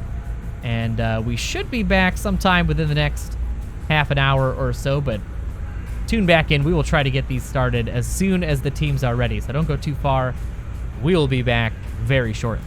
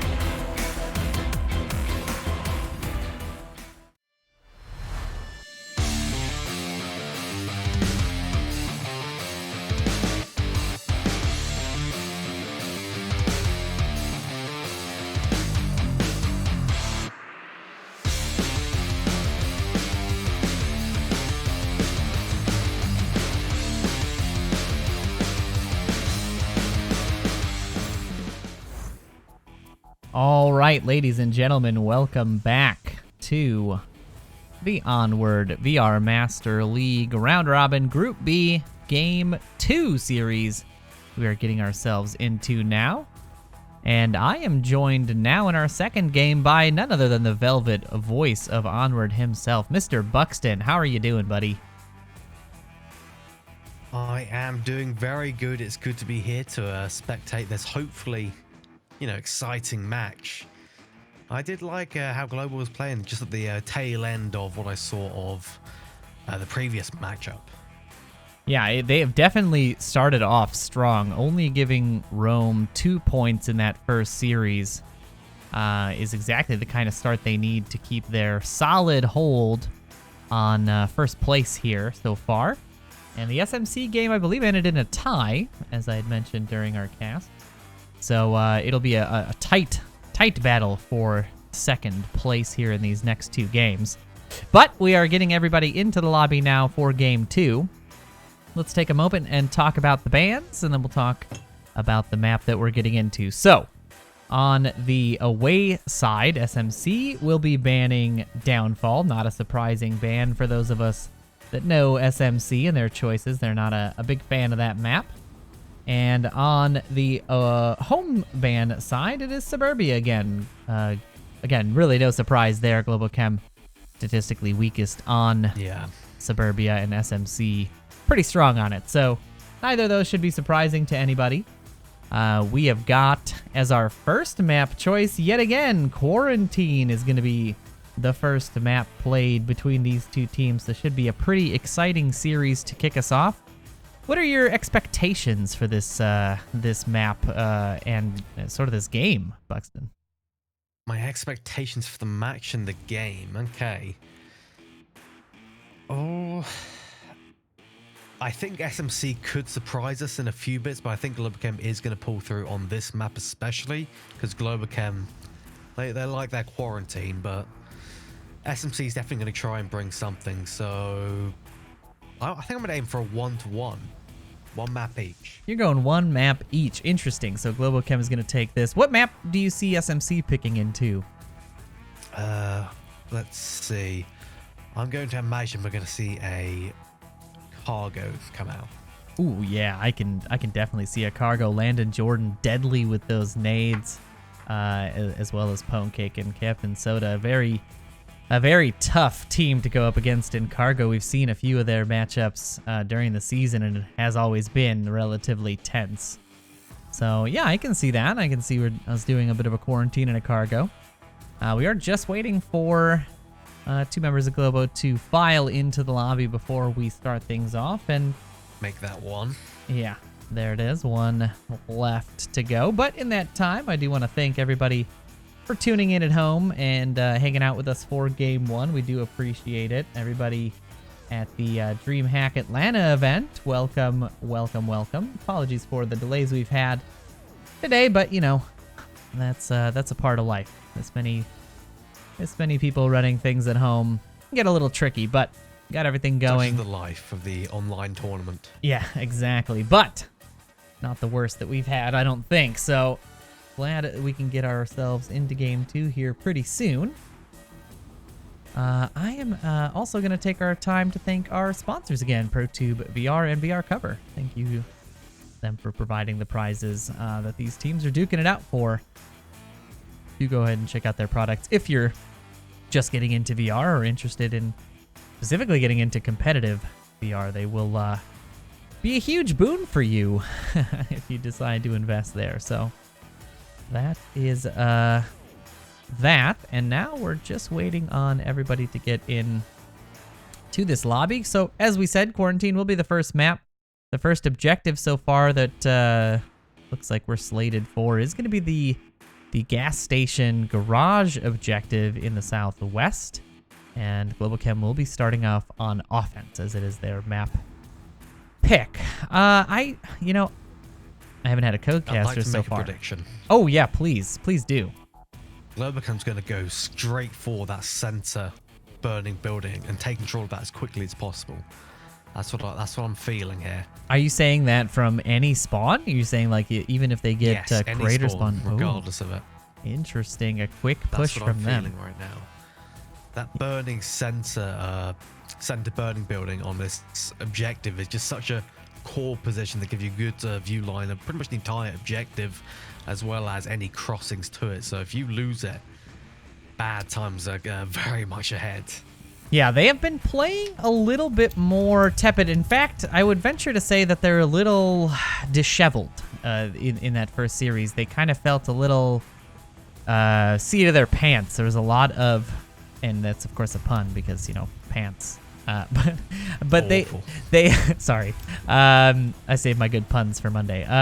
But they have been, yeah, I mean, there's been a lot of communication I've been hearing that's just kind of confusing or confused, in that they don't know where some of the players are going or where they're supposed to be or how they're supposed to approach an objective.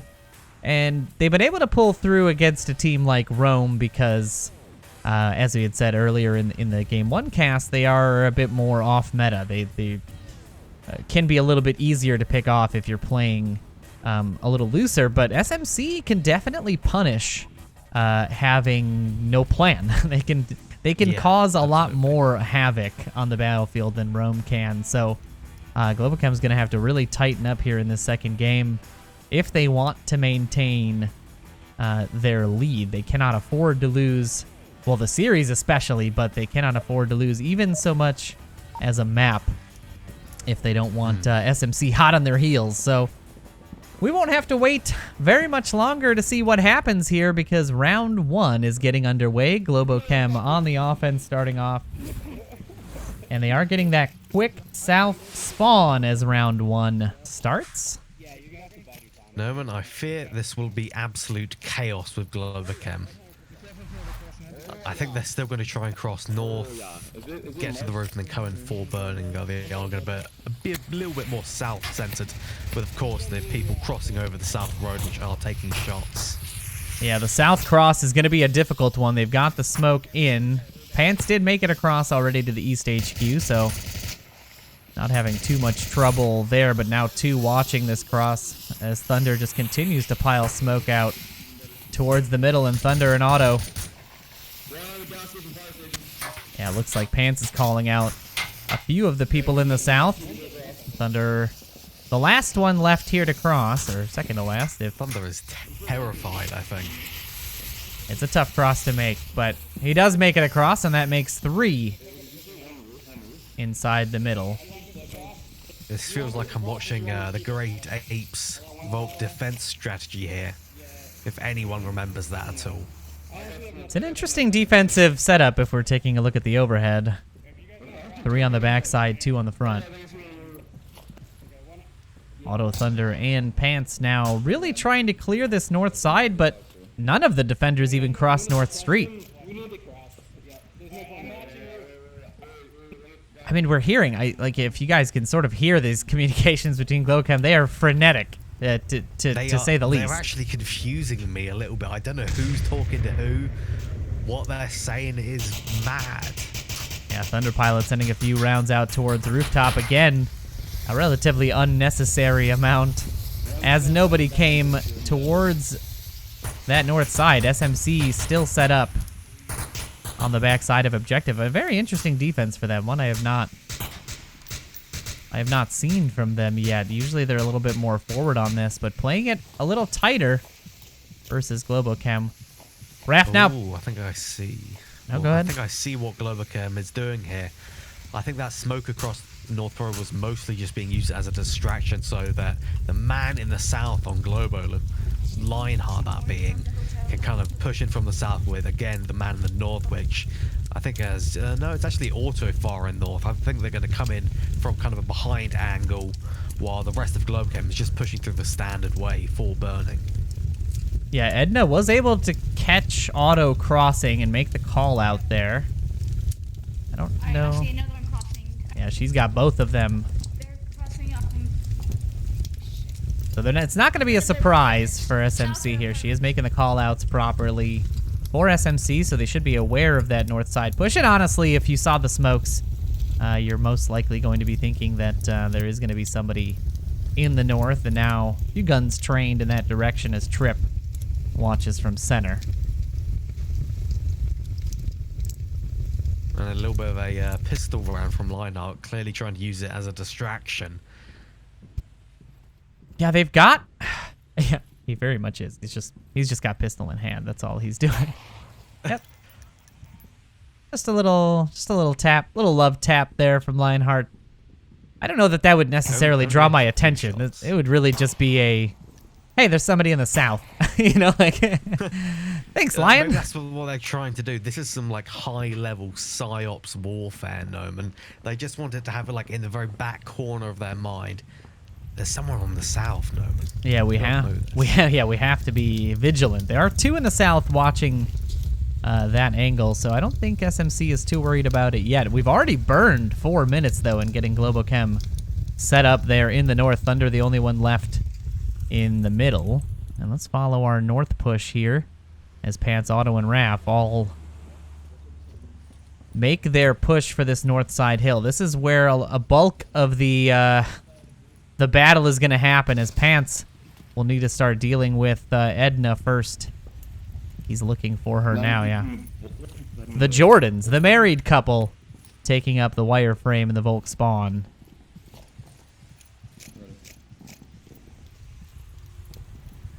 Yeah, we are not...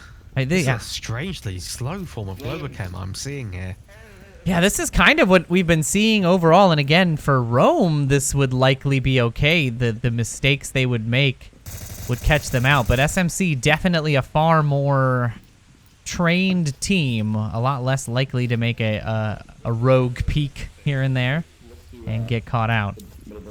60 seconds on the clock, just about, and Globochem just now getting up to position here in center. Burning, they're going to have to deal with Trip. They want to push through. A nice little nade there, actually. Yeah, that was pretty much perfect. Possibly that could even take out someone on the stairs, like, say, Trip if he was standing up, but it was just a little bit too low for that one, I feel. It was a good attempt for sure. The Lionheart smokes coming out onto Soda's position. Edna, Jordan, and Pants will trade. Edna getting the better of that engagement. And Soda's position totally smoked here. Lionheart will have the advantage as he pushes through, but he'll have to deal with Pwnecake first. And now he alerts Captain Soda.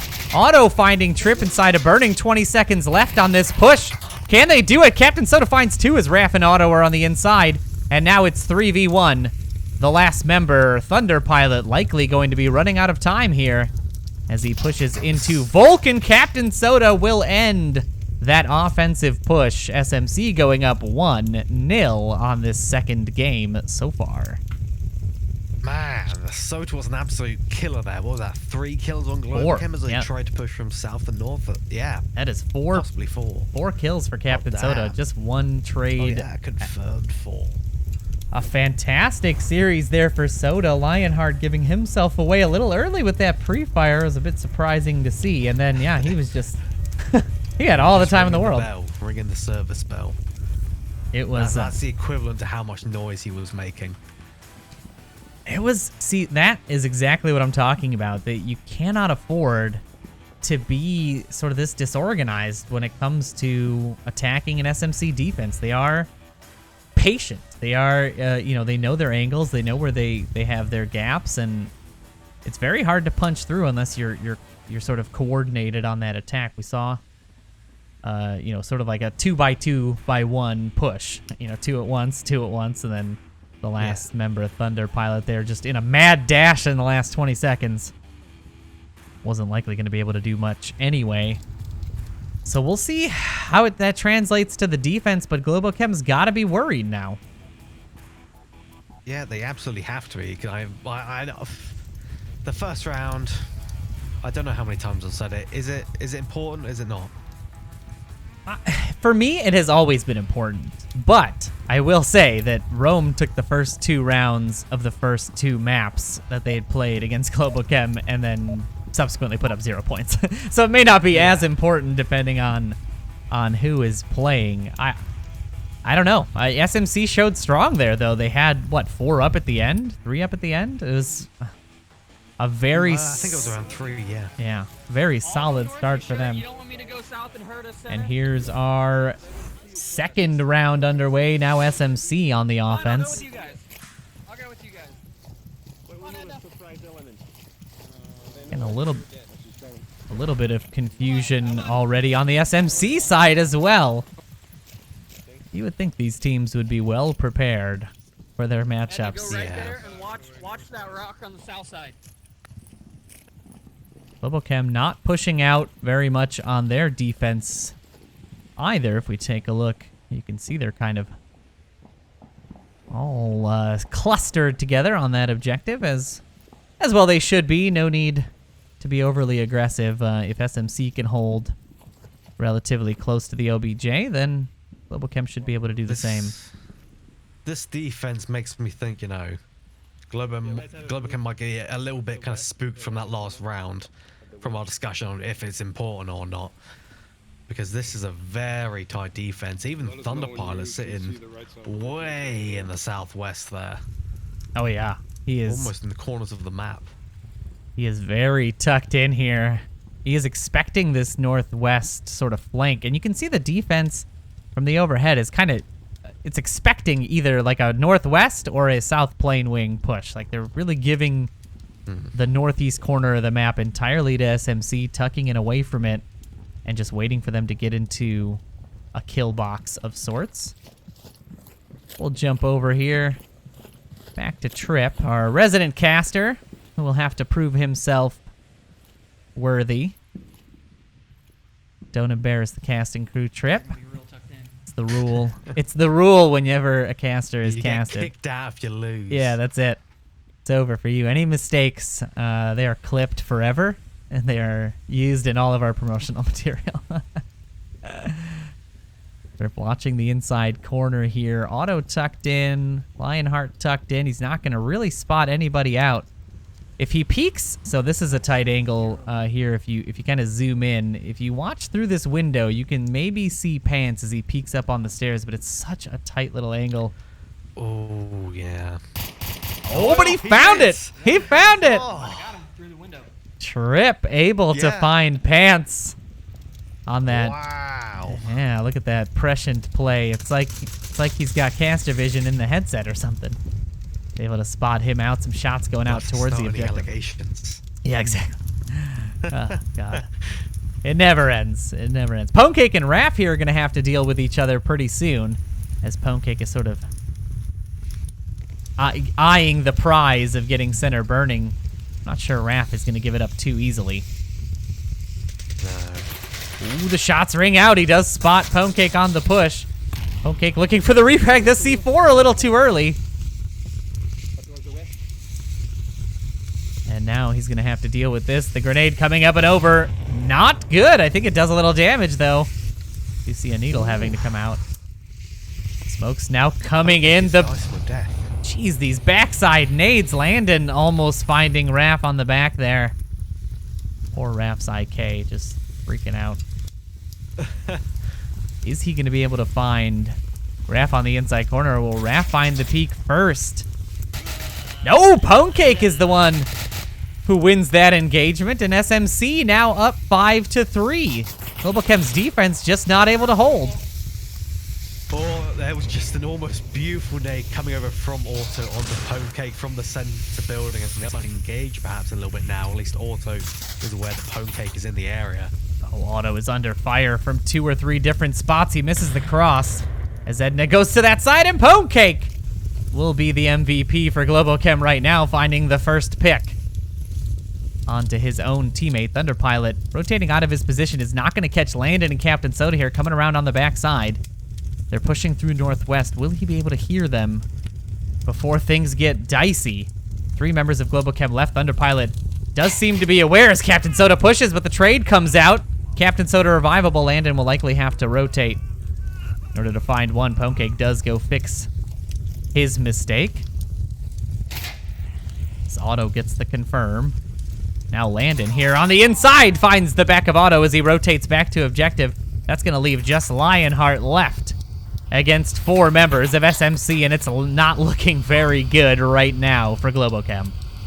Yeah, but there is no way Lionheart will allow the cap to come out here, so Globochem at least doesn't have too many worries as they do get taken down, and SMC are looking real up now. 2 unanswered points. Yeah, they are able to command that objective on both sides. Global Chem only finding 3 kills in 2 rounds, something that we would rarely see in a matchup of this caliber. This is a pretty insane way to start this series, Buxton. This is a wacky and wild turn of events. This is why I don't bet on the round robins. Someone asked to bet on these matches. I said, no, I'm only doing the semi-finals and the finals. And it's because ridiculous things, such as what we've seen so far, can happen. Yeah, that has been consistent, I think, across many seasons. Some really wacky, wild, insane plays have come out. I don't know. I'm not ever going to count Globochem out. I've made that mistake once or twice before. Even if it's a 3-0 map on the line, we've seen them claw their way back through sheer force of will. So I am not counting them out just yet, but man, are they ever on the back foot. And the objective that it has shifted to is not very helpful. It is basically the same objective, but across the street. They are now doing the wireframe garage or folk spawn garage objective. And we won't have to wait very long to see how that pans out for Globochem's offense, as we are getting into our 3rd round now. Indeed. And it's the 3rd round that I feel is going to be pretty nice for SMC Tactical. They just need to spot them in the south as quickly as possible and move according to that. They need someone to lock down that northern corridor. They don't want anyone flanking. They just have to be lucky enough to catch a glimpse of one of them in the south. Yeah, I think Lionheart here already able to spot one out as Captain Soda rotates into the upstairs. Trip in a very exposed position, just standing straight up on that pillar. A tough shot to make. I don't think Lionheart can see him from here, but honestly, I wouldn't even be looking for him to be that exposed early on. Yeah, Trip just calling it out. They have no idea where Globochem is. And don't speak a lot, because they can hear you from far away. Raph's telling Vance not to talk because the enemy team can hear him from far away.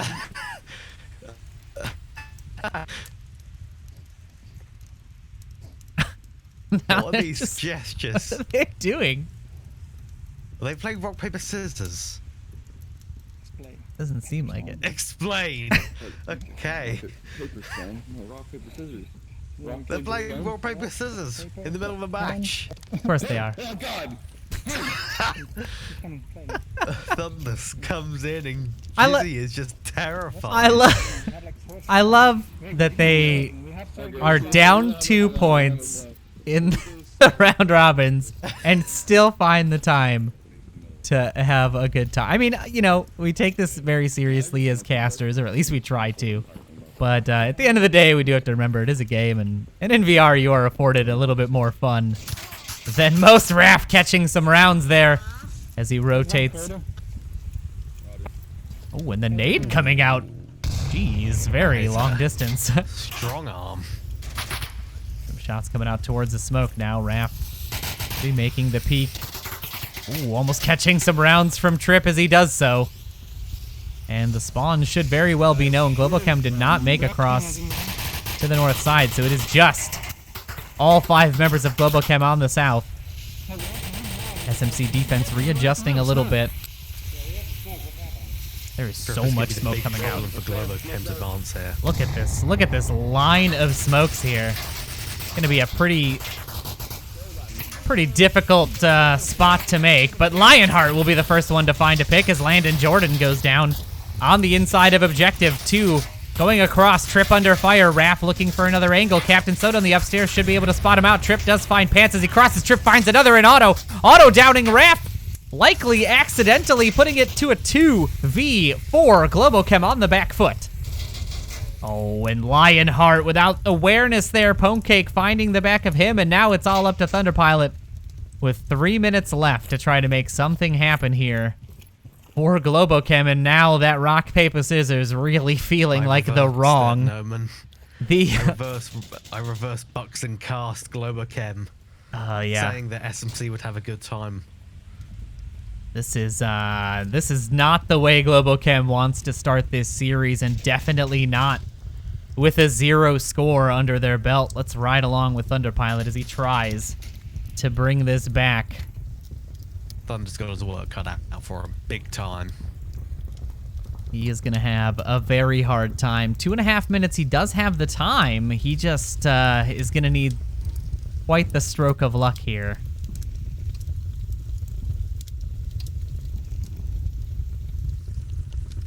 He's got awareness on time. He knows what he's got left to work with, but SMC here circling like sharks around the objective, just waiting. That fuselage there through his view is obviously invisible. That is a caster bug. It is not invisible for him. That's a special yeah. Thunder Pilot only privilege to see through that. He would wish.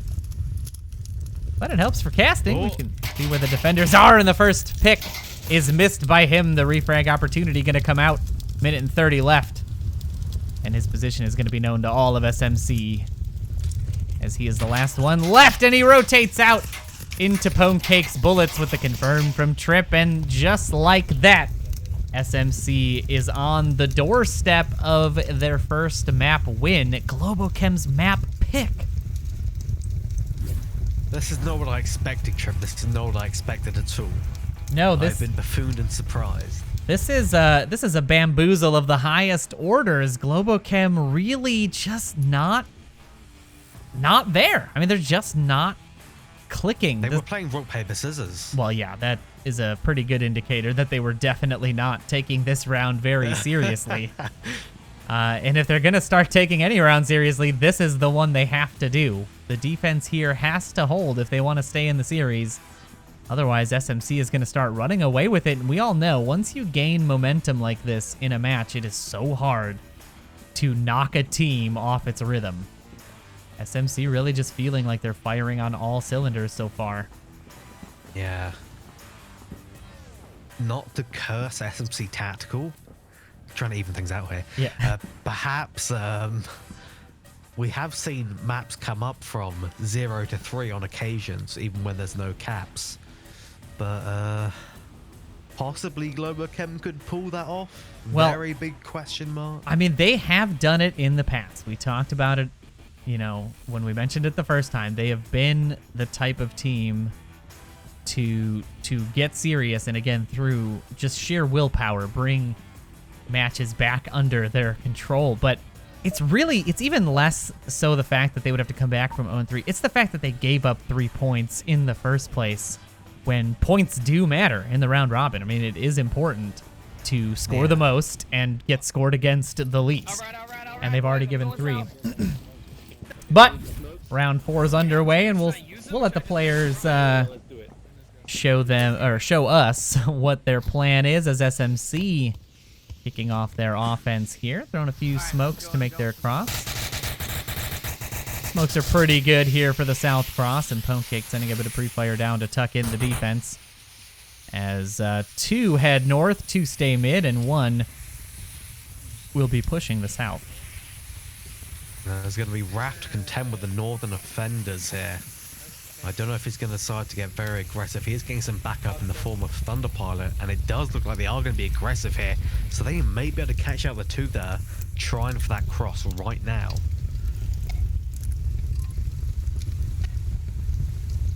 This is a pretty solid offensive setup. We'll see if Globochem is able to read it properly. I didn't see any go south. Could be stick correct because there was a smoke south. So Pants did not spot Trip on his rotation to the south, so that south offense member will have a bit of an advantage, and the advantage already going off. Yeah, I missed. As Trip does not know he made that hit. That is an obscene shot. That's threaded through 2-3 lampposts under a little bridge thing on top of a hill at about, what would you call that, 300 meters? Yeah, that's just about... That's a about fantastic shot. 2 300 football fields. Or I'm sorry, 2 to 3 football, 300 football fields. What a shot that would be. The res comes out though. Raph is back up again, but Trip has no confidence in his shooting ability as he calls out he was not able to make it. Doesn't matter, as that res will make that so. And now 2 in the middle here, already pushing up. Pwnecake on the mid wall. Him and Pants going to be exchanging words and ammo here pretty soon. We also need to take our eyes up into the north as Captain Soda may have to deal with Thunder Pilot if Thunder decides to get aggressive, though I can't imagine that will be the case. Yeah, it doesn't look like he's willing to kind of sketch things by running about, though. He is definitely watching the corners where he thinks people are. Captain Soda really escaping within an inch of his life, but Jizzy is going to be throwing a nade over to the APC, far too short, though. Raph will finish that kill onto Soda that Thunder started, as he is tucked in under that plane wing.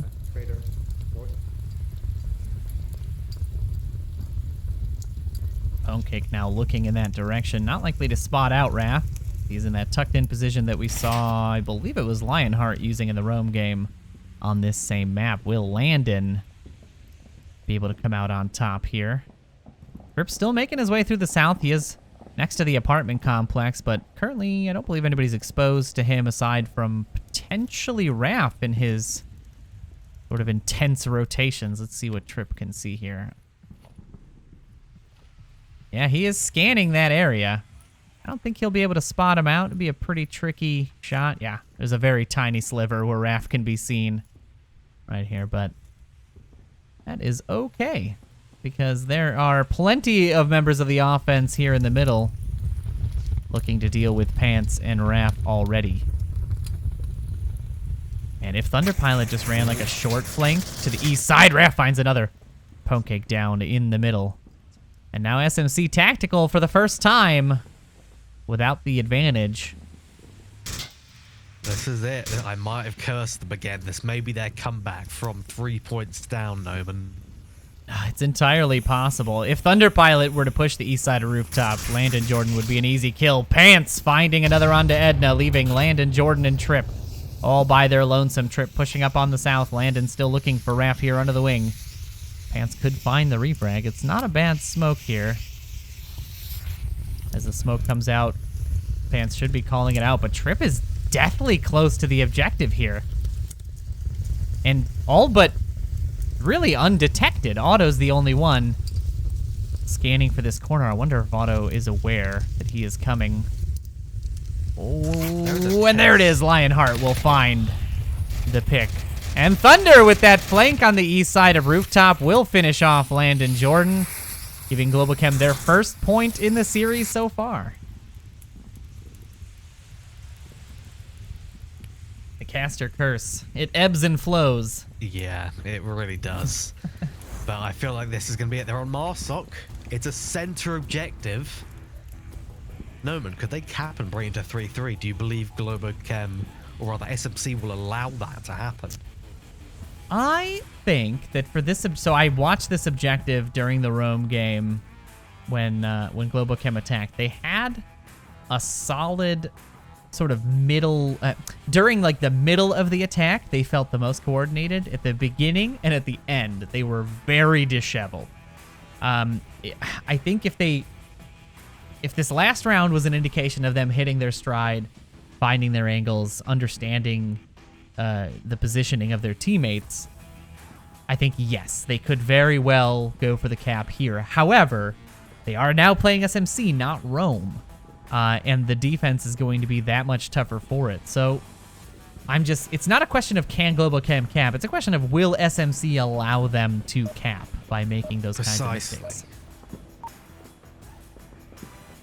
Well, we won't have to wait very long to find out, Mr. Buxton, because our fifth round is getting underway here. The spawn for Globochem is going to be the gas station in the southwest.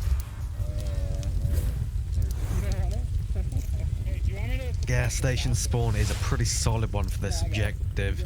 You can basically cross over the North Road immediately because there's so many obstacles down the North Road that it makes pre-fight down there basically impossible. So it looks like they are going to go majority north though, despite that spawn potentially being better for a south kind of faster push. They are going in just full force on that north side. Captain Soda is going to be the first one to have to deal with them, along with Landon, who's watching the inside corner of the wall. Raph back in the same plane wing position that he was on in defense. Now Pants throwing the worst flash I think I've ever seen someone throw. Throwing it directly backwards. He pants that. Oh, he's doing it with a nade. This time, though, much safer. That's another flash. I ran 2 flashes. Captain Soda's going to be ready for Pants, though. Pants not ready for Captain Soda's advanced position. And just like that, he is out of the match. Thunder Pilot looking to suppress the roof and make his cross. Raph does find Landon on the inside of the rooftop courtyard wall.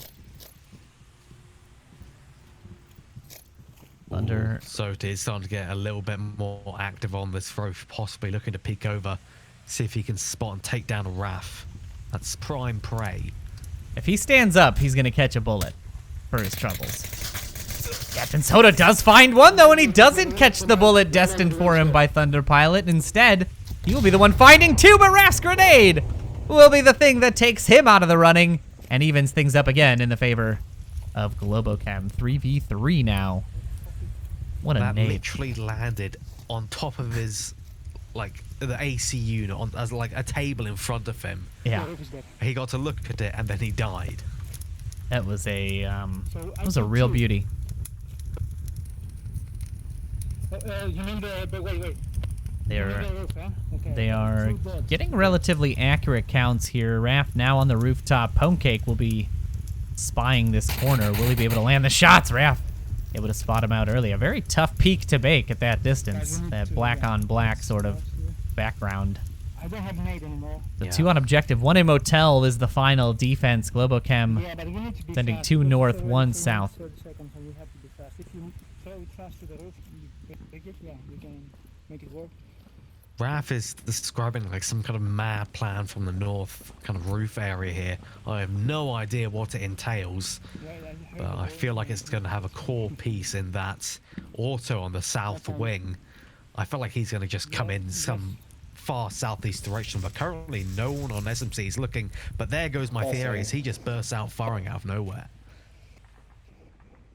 Yeah, he thinks someone is somewhere that they aren't. It's possible.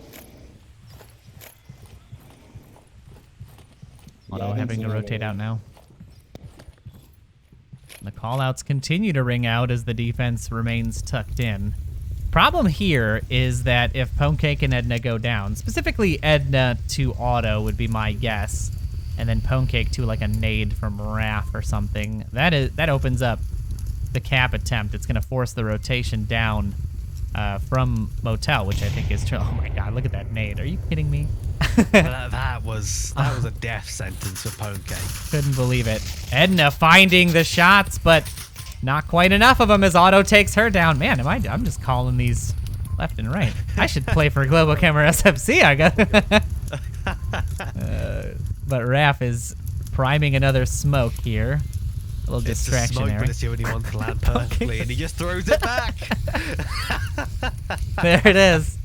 Have your smoke back. Thunder Pilot will find Trip upstairs, and Ponecake is the last one. Wow, that is a nice little peek there. I guess Trip pushed out on objective, and now Thunder Pilot and Auto are on the east side. Ponecake looking for one, does find Raph as he makes the approach through the middle. And he's going to have to be watching way too many angles here to stay alive as Thunder Pilot looks for the pick. He does find it, and Globochem get their second point as they fight their way back from an 0-3 deficit. Not quite the cap that they were hoping for, it seems. SMC definitely still has their fight here then. That was a really nice play from Ponecake at the end there, taking down, no, not taking down, rather. Who was it that... Yeah, Ponecake took down Raph there in the middle, and then Edna was taken down by Auto from that southern approach. Yes. I've lost my train of thought now. Sure. No, I mean, it was a great play all around on both sides. That the evening out of scores, Captain Soda early on, sort of finding the frag onto Lionheart and keeping pressure on the roof. That Raph nade really the saving grace there, because I feel like had they allowed Captain Soda to live, that could have been 1 or 2 more kills on the SMC side. But yeah, that sort of on-the-fly coordination working out for Globochem as they pushed through down towards the objective and clearing Trip out. I think Trip had come out of the room a little too early. Yeah. Exposed himself and allowed Thunder to just sort of clean him up. I don't think they really knew anybody was in Motel. I would have been surprised if they'd had that information at that point. But nonetheless, Globochem able to pick up the kills. They now do go on defense, so should be, I mean, easier is a relative term, but a relatively easier time to get this point. The only problem is they'll have to convert their win on an offensive round if they make this defensive win.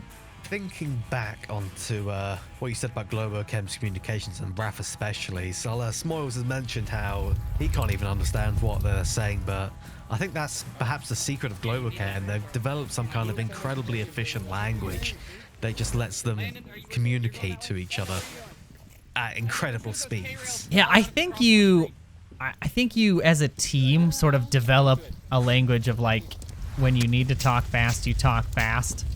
And you sort of learn each other's accents and mannerisms and stuff. I think for other teams and other players, it becomes incomprehensible as you develop it over time. Landon and Ponecake, along with Edna, pushing through that south side. We've got two defenders in the north looking to deal with the remaining members of SMC as they push through. And it's a very even spread. Here is Raph, Lionheart, and Pants. All sort of get a tucked in angle, but there is like an SMC push like through the middle. I mean, this is fast out of nowhere. We're seeing a nade coming out towards Auto. It is going to be a bit short. Shots coming out from Trip. God damn it, he's on the other side of the roof. Trip there with a bunch of curse words for the stream. Apologies to any young folks watching.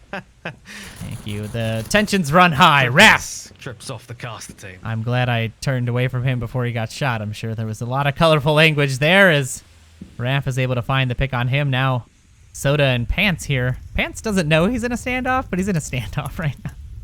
Yeah, it's a standoff of just sheer willpower.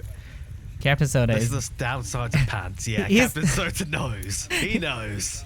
He's hearing every word, every last. Oh, he's rushing this corner. Pants has yeah, Pants had his hand on the radio for like an hour there. Captain Soda had all the time in the world. Not even on the radio. He had his tablet out. Oh boy. Just in his hand. It was rough. Pants is having a very hard day today. He is not finding his rhythm at all. Captain Soda able to find that pick, and now let's check back in here on the south push as the Jordans make their way down towards Ambulance, Edna and Landon. Jordan pair. Ponecake does find Lionheart, the second defender in the north. Just one left there. I feel like you've got to retreat. If you're the last defender in the north there, you have got to know it is lost. But he is committing to that north push. No fear. Good Lord. Well, that's Raph for you. Yeah, can we get here in time? Ponecake looking on this corner. He knows. Trip is trapping him on the other side. Raph taking a few rounds. Trip not able to land the shots, and Raph trying to even things out here for the Globochem offense. We're seeing the smokes and the grenades coming out on the other side. There's a defender behind Edna and Landon here. Hold on, there's so much action. Thunder is getting up behind the propane tanks here. He does find Landon. Edna now looking for the refrag as Thunder crosses the street. She's got that shot on him. Auto does find Edna on that refrag, and it's frag for frag here. 2 versus 2 left. Unbelievable. I'm going to have a heart attack just trying to follow these people. Raph is getting out of the north. He's giving up on Ponecake. So Ponecake is also giving up on him. They're both retreating, going to get better positions. The rooftop is going to be the problem here. Raph does spot out rooftop. Does he land the shots? He does. Captain Soda is down. And now it is just a 2v1. Ponecake, the last alive. Fuck. What do you need with walls? Language, Raph. Question is, does Ponecake know he's the last one alive? Okay, yeah. I haven't been following him. I haven't noticed him check his tablet too many times. I'm slightly concerned that he might not know. Let's take a look at the Ponecake view here as he is the last left. 2 minutes to make something happen. Raph has got a good line here. If he just continues to hold Totrex, he should be able to spot Ponecake as he comes around this corner. In fact, Otto will be the one to spot him, but he loses his life as a result. And now it's a 1v1. Raph knows the position of Ponecake. Can he find the refrag? Ponecake absolutely knows that it's a 1v1 situation. He is absolutely terrified. I saw his hand shake when he reloaded, and his breathing is getting much louder for Raph to be able to hear it. It is labored, in fact. He must still think there is one in the north because he's pushing all the way out here to try to clear this. He's got 1 minute and 20 seconds. Not a lot of time. He needs to start making his way back towards objective. He's got to know, if he's got accurate count, that the last defender will be on objective. There is no way GloboChem would be sitting anywhere off of the objective at this stage in the game. Well, you say that, Norman. But actually, thinking about it, that's a brilliant position for Raph to be in. I mean, these roadblocks, although they are a little bit exposed, that's perfect for this situation. He knows that they've got that guy trapped in the north. You know, Raph rotated properly to be able to try to spot. No one's going to try to come around rooftop. There's just not enough time for that. And 43 seconds, he's pushed up on the corner of APC. He might be able to spot Ponecake as he runs through here. It's only 35 seconds left on the clock. I don't think Ponecake has the time to deal with this, and Raph, in a very safe position on the APC, should be able to clinch this round for GloboChem and bring them back to a 3-3. The comeback is happening before our very eyes. 20 seconds left. The curse is real. Ponecake has not checked his watch. He's got no clue. And Raph is also going to spot him at the crossing. Oh, Ponecake's on. Whoa. He sees him. 9 seconds left. He's taking 6 seconds. The grenade, the flash comes out. The tablet is in, but there's no time. No time. Unbelievable. That could have ended so badly for GloboChem. What an unbelievable final few seconds there. I wonder, we would have to ask because there is no way for us to see it. Was Ponecake flashed there? I don't believe so. Because he took his tablet out and then he sort of like put it away and went for his gun, but he was still looking down. It wasn't like he wasn't scanning the horizon. I wonder if Raph flashed him just in time for him to not... I mean, I don't think he had enough time to punch the code in anyway, but interesting play. Allow me to do some investigative casting. Investigative reporting. Yeah. A very fantastic play there, though, from both sides. I mean, a very tense round down to the last. Some very long-range picks on both sides, setting up that 1v1.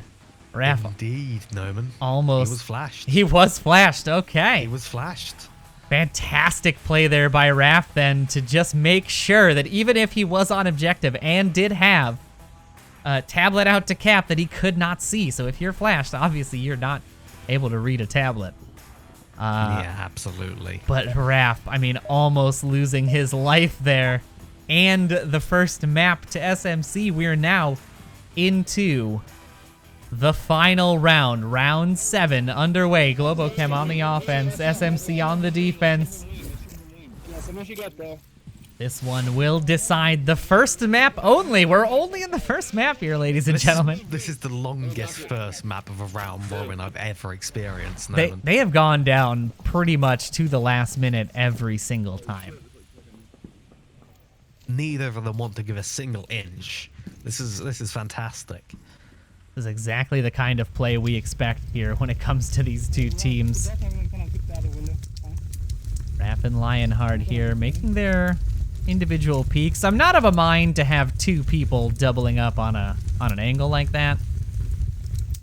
But I suppose 2 guns is usually better than 1.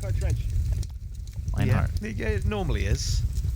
Lionheart does spot out one crossing into that trench area, but it is Trip and Edna tucked in on the inside corner there, and some shots already ringing out as Otto looking for a pick onto the rooftop. I don't even know how he actually shot Captain Sota a few times. I have no idea how. What kind of... You can't even see his head poke from the stairs. Lionheart will find Trip, though. as he does peek out on that white car objective, and you can see Thunder Pilot here just sending suppressing fire down onto roof. Looking like he's just making a lot of noise. As the offense starts to push up a little bit, Raph and Pants already. Now Pants getting close to this rooftop courtyard. A very tough objective for Globochem to try to take, but now that they have this man advantage, this could be going the way of Globochem in what could be one of the biggest turnarounds of all time. Captain Soda narrowly missing that nade. Yeah, Sota is living on a prayer right now with all these nades coming in. I just hope Pants doesn't have one, otherwise it's going to be bad news on that rooftop. The line of Globochem here getting set up. They're on North Street. They're pushing through. Lionheart in the northwest will have to deal with Edna. But the rest, I mean, this is that coordination that they've been missing. Those first couple of rounds, we did not see this level of coordination. We did not see them moving together on the map. Captain Soda's going to find his first pick. Just in front of the roof. Nade from Pants, rather. Oh! The exact position he was, but not where he is. Captain Soda pushes the corner, does find Pants, but the frag takes Captain Soda out as well. And we're back to another even series here, 3-3. 3 minutes left. Oh my god, I can't deal with this right now. Buxton, Who's going to win? Who is going to win? There is no possible way you could answer this. Lionheart waiting patiently, 2 inside the tower. Raph now pushing up to this hill. He's going to have to deal with Landon if he makes this peak. If he goes too high up, Edna might have the shot on him from up top. 3 minutes exactly left on the clock. 3 left. 3 points each. It's 3s across the board. On the other way round, Norman, if Thunderpilot gets to the very tip of the wing, he could see Edna and take her down and cause absolute chaos. But I don't know if he's going to risk it, but he is sticking on the wing at least, so it's a possibility still. Raph on this long rotation to the east might be playing into Landon Jordan's position here. Oh, and now Landon definitely aware. Can't risk the non-double tap, though, in a situation like this. Edna sending a few rounds towards Lionheart. He rotates out. Now she's down low. Lionheart's going to have to rethink his approach as Thunderpilot pushes up towards this trench. Is Ponecake going to be hearing these footsteps? He does. He rounds the corner, finds Thunderpilot. That's 3-2 now. Globochem with the disadvantage. Landon Jordan back on the objective. Raph and Lionheart, the last 2. Lionheart spotted out as well. He'd have to rotate a pretty long way to re-engage with Raph here. Next thing I feel like is going to happen is that Edna's going to get taken down, most likely by Lionheart, because Lionheart is getting a little bit sketched out. He really wants to move out and go because he knows he has to at some point. He can't sit behind that wall forever. Yeah, Raph, Lionheart here needs to be engaged in this firefight. Raph is... Oh, that's not going to happen, Lionheart. Lionheart wants to be able to sneak up behind these 2 in the tower, but there's still 3 alive. And there is just no chance that Raph is going to be able to cause enough of a distraction to allow this to happen. Let's pop over to Raph's view here as he tries to cross in the east. He should be able to get across all the way to North Wall without Landon knowing. I wonder if Ponecake just spotted him from corner of white. Yes, he did indeed. Shots coming out in his direction. 60 seconds left. Like now, there's one by the trench or 5-story, and there's one by the objective. There, the 2 last guys. Let's move. 50 seconds. Lionheart Raph has good conditions, good information rather, and he's made a nice plan. Oh, Lionheart, no! Turns his back. Ponecake finds 2. Raph crashing in on the north. He's the last one left. 40 seconds. Can he find it? Landon Jordan sending shots down. They don't land. Raph looking for the refrag. Ponecake sending bullets down as well. The grenade comes up. Raph turns the corner. He finds 1, but no! Ponecake will find 3 kills. Give SMC the win in the end. For map 1, they will take this first map in the series. Unbelievable play there. Absolute chaos, Noman. I've got no idea.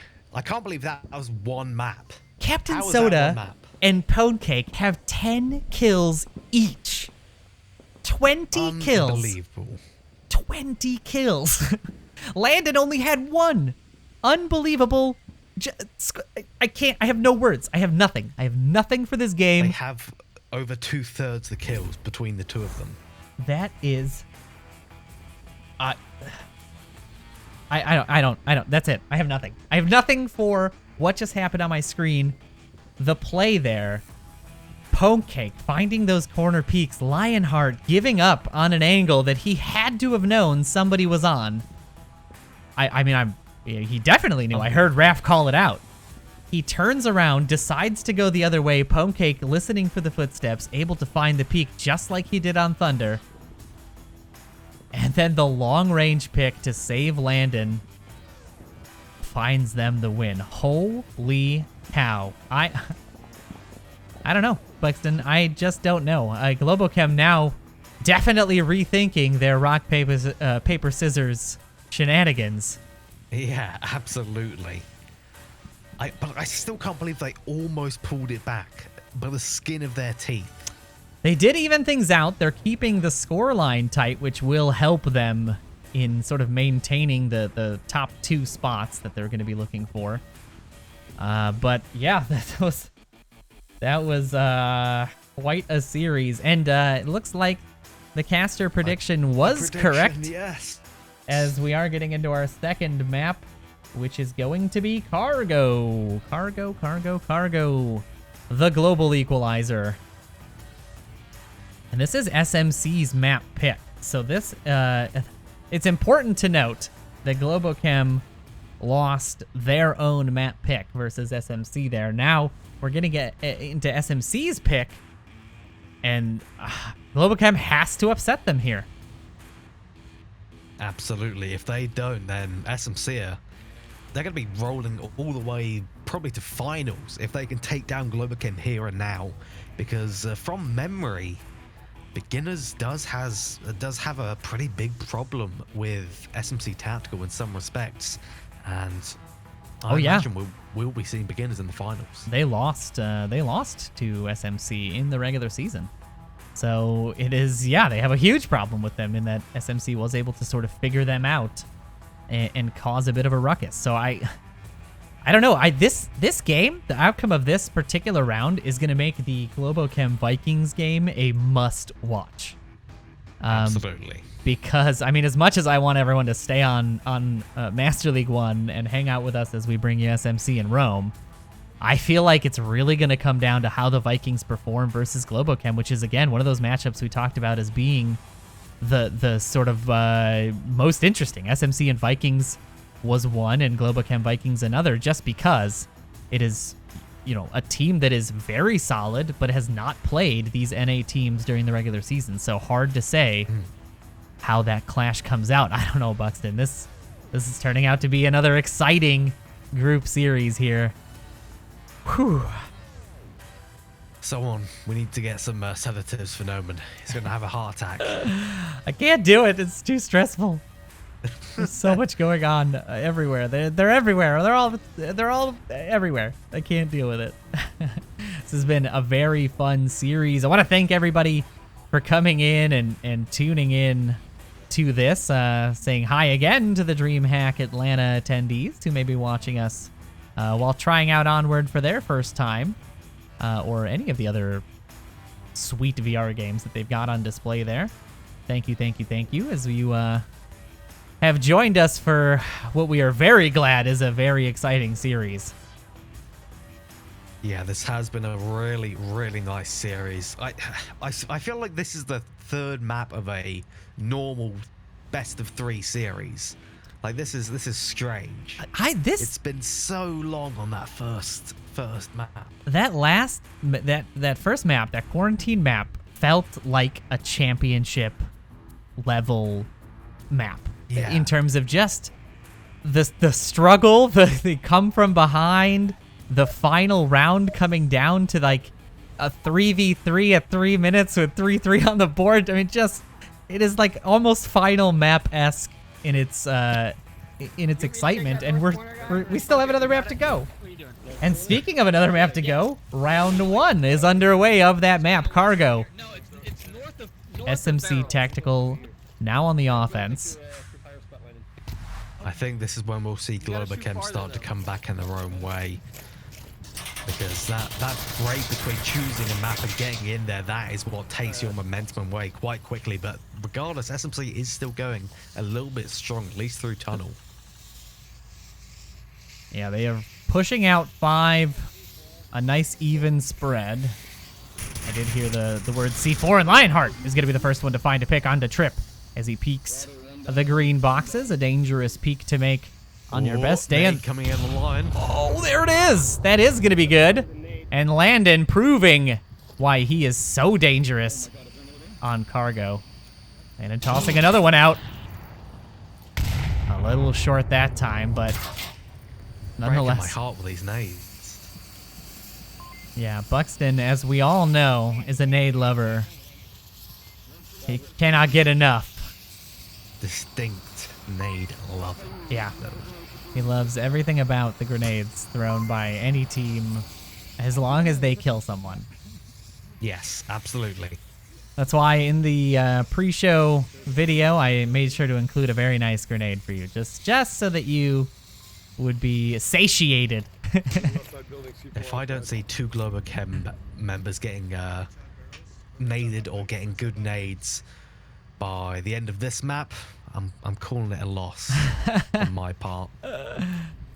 SMC already on the inside here. They're very close. Captain Soda, Ponecake, Landon, Jordan all on the inside. Globochem playing that same standard tucked-in defense they like to play on this objective. And they are... Wow. Language. Language coming out from Maraf. Jizzy appears to also be just singing and looking at his tablet way in the back of the map for seemingly unknown reasons. He is the last resort. Nade's coming out towards Edna. Flash now. Seems like that one did make it happen, and Lionheart will find his second from that position in the corner. And now it is 3 members of SMC, 5 up for Globochem as Lionheart looks for another, a third. Ponecake trying to challenge through this grate. A very ill-advised challenge in most cases, especially for a defender that's already set up. But now the 3 remaining members of SMC have to make something happen here. 3 minutes left. Ooh, there's some dangerous pre-firing going on. Thunder, as you said, is really trying for some death. Edna will find Otto, but it is just a down. And the C4 detonation does not find any love. Double C4 detonation. Ponecake does find the challenge, though, and now he's on the inside. Thunder Pilot looking for this refrag. Is he going to find it, is the question. Raph now pushing in as well. 2 on the Ponecake. Push on the side, and Ponecake playing perfectly there. Finds another. Captain Soda finding Pants on the backside. Thunder with the double refrag as Edna and Captain Soda goes down. Thunder Pilot now the last one alive. Ponecake the last one for SMC, and it's down to a 1v1 already in the first round. This is absolute chaos. There it is! It's going to be Globochem's round. Oh, Thunder Pilot just able to make the peak on time. And if we can talk about timing, that right there is... that was some perfect timing. Yeah, that is exactly the timing Thunder Pilot needed. That rotation by Ponecake is... It would have been good. I mean, honestly, it wasn't a bad idea to get out of a position where you're definitely known. Yeah. Try to reset and approach from a different angle. Especially with the fact that Otto was on the inside of that wall and could likely hear. I just want to talk about how awesome that shot, that snapshot really was. That guy was about, what would you call that? From there to there, probably about 20 meters, yeah? Just about. So, in like a blink of an eye, 20 meters. Yeah, and chest, and boom, crossing sideways. At horizontal speed. Yeah. And for such a small gap, he didn't exactly have long to track it. It was impressive. It is one of those things that when we talk about esports athletes, and normally, you know, in the standard esports scene, it is how fast your hand-eye coordination is when it comes to clicking a mouse or pressing a button on a keyboard or a keypad. In VR, you're taking not just hand-eye, it's arm-eye. It is you know, it's the whole body. You have to be able to react that quickly with the entirety of your arm to lift the gun, stabilize, fire, and be accurate. And all while under pressure, all while being inside of the world that you are trying to, trying to participate in. It is such a stressful. All the while, you can hear Pants yelling in the just distance. screaming, just like unfiltered screaming, like an Indian war chief war cry, just screaming loud and unfiltered. Well, we're getting that right now from Trip. Yeah. I reloaded Buxton. Go die. Global Chem now on the offense. Raph back in his comfort zone with the shield. A bit of free fire coming out on the Global Chem side, and Raph just checking to see if anybody makes this center peak. And the gunfire, I'm gonna have to zoom out a little bit because that gunfire is deafening, even for the casters. Jizzy sending a few rounds of his pistol into the wall, you know, where it belongs.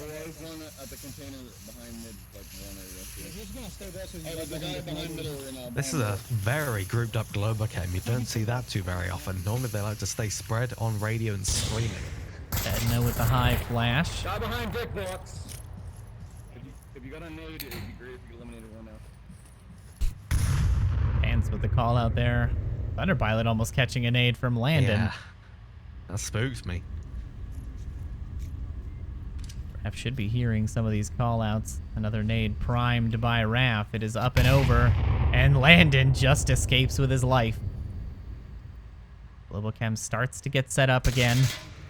Lionheart sending a few rounds out towards Captain Soda side. He's got to rotate out now as he's missed. Also has to be careful as Edna is watching underneath that door at the red crate. Another very tough peek to make. Everyone on SMC is looking towards the east right now, with the exception of Landon, who's just looking through the doorway and at the very small sliver of Raph's location now. But there's no more nades for SMC Tactical. They don't have any more long-range options, so they just have to catch them when Raph and Thunder and the rest of Global Chem are trying to pick the tiny little angles. This is such... Oh boy, Captain Soda makes the peek in the center at the right time, and Thunder Pilot will be the first to go down here as SMC finds their first pick.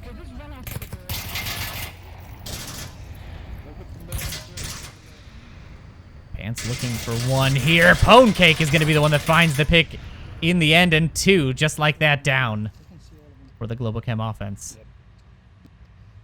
If I just can reload because, damn it. The important thing is that the brothers are alive. The brothers are not alive. We're just down to Auto remaining in the content family.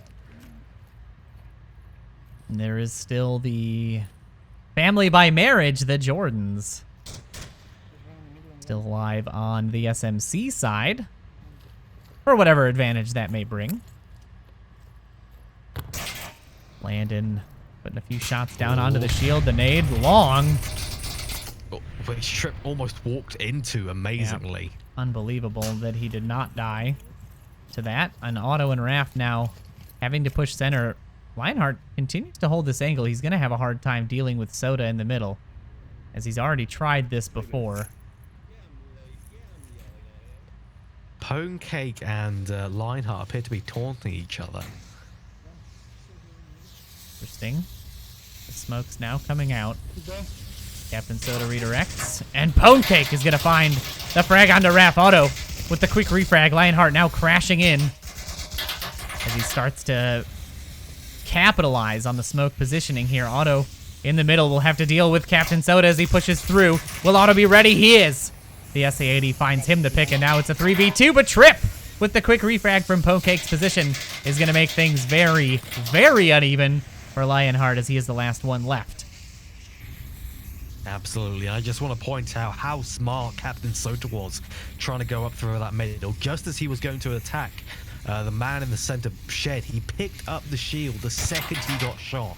And there it is. Lionheart goes down. That's it. Lionheart. I feel like this is going to be a repeat of Quarantine, though. Well, I mean, already it is a 1-1 in a tied series, and both going handedly in the direction of the defense. Let's take a look at the scoreboard now. Yeah, we are all evened up On cargo, SMC taking that first map in a... Raph and Pants seemingly not having the greatest of days. Yeah, it has been a very Thunder Pilot Auto Lionheart heavy type of round. Yeah. Definitely would expect to be seeing Pants performing well, but I think he has been out of practice for a little bit of time during sort of the tail end of Season 8. He was not in the starting lineup for Globochem for quite a few weeks. So I think maybe some of that catching up to him a little bit as he's shaking the rust off here in the round robins. But Globochem can at least secure the second spot in the seed. He'll have at least another week to practice and warm up. We'll need Pants to do a training montage for us, a proper Rocky style one with him trying to increase his standing to prone speed. Oh, yeah. And vice versa. Yes. Just burpees all day, every day. That's his training. Now it is time for SMC's offense yet again. The objective shifting only ever so slightly. And Lionheart already aggressive in the middle. Captain Soda and Pokecake team up to down one. Lionheart going to be looking for Pokecake on the inside. Edna already on the defensive side, and Thunderpilot already on the offensive side. Seeing a yin and yang here of offenses and defenses. Edna finds Lionheart on the inside. Thunder needs to do some damage now. The flash does hit Edna. Will Pants capitalize by pushing through the smoke, or will he wait and meet now the same fate? Captain Soda does find Thunder, and it's just 2 members of Globochem left. The smoke is gone. Edna's not watching. Pants should be hearing this. He's peeking. Is he gonna find it? He does. He finds Soda as well on the re-peek, and now Pokecake looking for that frag. And Pants absolutely just gone primal with the screaming. Finds 2, evening things up quite a bit.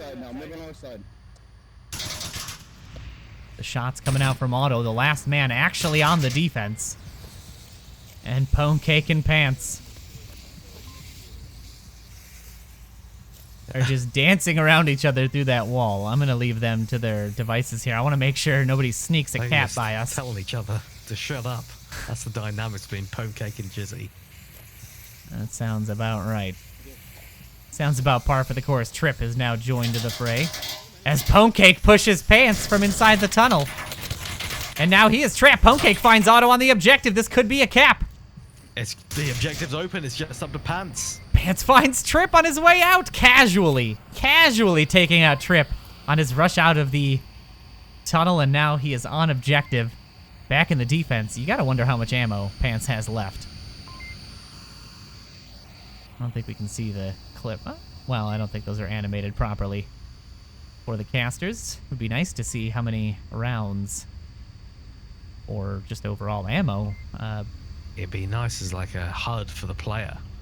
Yeah, not absolutely. Not for the player to see, but for the casting camera to see. Yes. We'll add that to our suggestion doc. Indicator. Okay, tossing a frag in. Smoke from Landon causing a bit of a distraction here. Pants not able to hit the shot on Pokecake. Landon now crossing through. He's got his back to him, but he misses the shots. Pants finds Pokecake. He's finding his stride, but Landon's on the inside. Does Pants know? He must know. He saw the lime green smoke. He goes in. He does! Pants! Jizzy Pants, the resurrector. The resurrector of Globochem. Unbelievable. I believe, and correct me if I'm wrong here, Pants found all 5 there? I think possibly 5 or 4. It had to be 4 minimum. 3. Yeah, it had to be a 4 minimum. No, it's 4 minimum. Pokecake, Trip, Landon, and Edna. I know for a fact he killed all of them. 4 minimum then. But oh man, who was the last person? Soda. Who died? Who killed Soda? It's a murder mystery. That's the mystery of the day. Either way, 4 or 5 kills. Spoils. Pants absolutely on freaking fire for Globochem there. He killed all 5 people. Oh. Because he had 0 kills last round. Unbelievable play there by Pants. All 5 people. Unbelievable. A squad wipe for Pants. He must have heard us talking about how he's misstepped. He must have been just... He must have. He must just be He's listening to the cast, infuriated and now. he's like, "Oh boy, I'll show you out of practice." You know, unbelievable. That's precisely what's happened. You know what makes it all the more sort of I don't want to say infuriating. It doesn't actually make me mad that he's that good, but what makes it all the more like kind of interesting is how casually a couple of those kills came out. How just casually he came around the corner and found Trip out of the tunnel. Just, you know, walking out the tunnel. Oh, there's a guy. Killed him. No problem. I'll just go ahead and rotate. He dodged at least there 3 was different sets such of a calm bullets. thinking process. It was unbelievable. He just did not care. He didn't care at all. Under pressure to deliver in the way that Pants just did. Again, we are seeing truly finals championship level play Dude, when I saw you guys coming were out of dead, I was like, Globo. "Whoa, that's 3 guys watching my fucking building." Oh my God. Like, SMC Tactical is deciding to go for a pretty aggressive forward push here. I can barely hear myself think of the gunfire. Yeah, it is definitely loud. Raph already on the inside.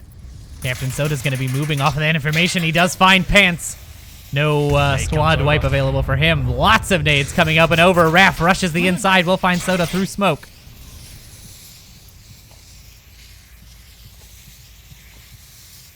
We're trying to keep track of what is happening here. Auto pushing in. They've got to be ready for Ponecake's position this time. There's too many. Trip under fire from Auto. Neither shot will land. Edna now in the middle. Is Raph going to make the same peak again? Or will Ponecake punish? Edna will find Thunder. Lionheart now pushing on the inside of Objective, tucked in behind barrels. Landon and Triple have to deal with it. There's gunfire all over the place. It's so hard to keep track of where everybody's going. Landon looking for Lionheart to just peek his head up here. If he's not ready for this peek on the side, the smoke will come out. Landon. Smart. Very, very smart move from Lionheart there. Very good way to escape that. The frag a little too light, but Edna finding Lionheart on the inside. Push Raph, not aware. Edna is the key player here, and Auto now has to try to salvage a 1v4. SMC looking good on this defense. What an unbelievable minute. Wow. I just after Edna called out her kills as she ran back to her defensive position, I just hear an echo of Landon saying, "Good job, my B," and it was honestly fantastic. That's the advantage that the people that are intrinsically linked have, be it brothers or husband and wife. Oh, Auto almost catching some. He shooting? Auto's not even aware of Landon's positioning there. It was tucked in on the inside, and now Auto has plenty of time. He's got, if he takes a minute to kill each person, he can still win. Yeah. 4 minutes left, 4 defenders up. He's got to play this smart. I mean, the only off defender here is Edna. He's the sort of forward defender. Everyone else is in a pretty aggressive. Common spot. And as I say that, she has dipped out. Did Auto just try to confirm his own teammate's body? Possibly. I think he did. He knows how I much wonder time he has what the left. thought process of Auto is right now. He's deciding which way to go. He's just deciding more on the right side, but he's going to try and pick someone there, then double back and go to the west side. That's what I'm feeling. And he's ignored this. It's such a How could you, hard. Auto? I mean, it's such a hard choice to make. You know, especially when you know there's so many up. Like, there's no good approach. Every approach is bad because, by definition, the defense has made it bad. Yeah. So you kind of just have to commit wherever you can use equipment, like smokes and frags and flashes, the most quickly and the most efficiently is usually the best push. Which would make likely this angle the most advantageous, because as you push through the middle here, and I'm going to pop out of Auto's view for a second. As you push through the middle here, you have a few options in which way to go. You can come in through the white crate and come around the backside of Edna and Landon. You can choose to push through the dead middle and try to deal with Ponecake at the green barrels. You can push directly up and try to challenge Edna through the boxes. I mean, those boxes are penetrable, so a common pre-fire spot. I don't know. There's a lot of options here, but you have to block off certain avenues with smoke if you want to try to do this. And Auto has got his work cut out for him here. as you'll have to deal with Edna first. And or Landon as he rotates between different angles. Ooh, he does spot Edna out, but she is quick on the trigger as well, and the trade comes in. SMC evening things out yet again. I feel like Cargo is... I'm glad we're not playing Downfall, Norman. Oh god, yeah. Because otherwise, these 6 minutes, these would not be enough. No, we would burn every 6 minutes every time, and I suppose in that way we are lucky that SMC just sort of auto bans Downfall every time they play. Yeah. And we never have to be treated to that. And honestly, if it's a team that doesn't practice it very much, you also don't really want to introduce that opportunity. So, yeah, we will see how this goes, though. But what a series it has been so freaking far, Mr. Buxton. So glad you've been able to... It has been amazing.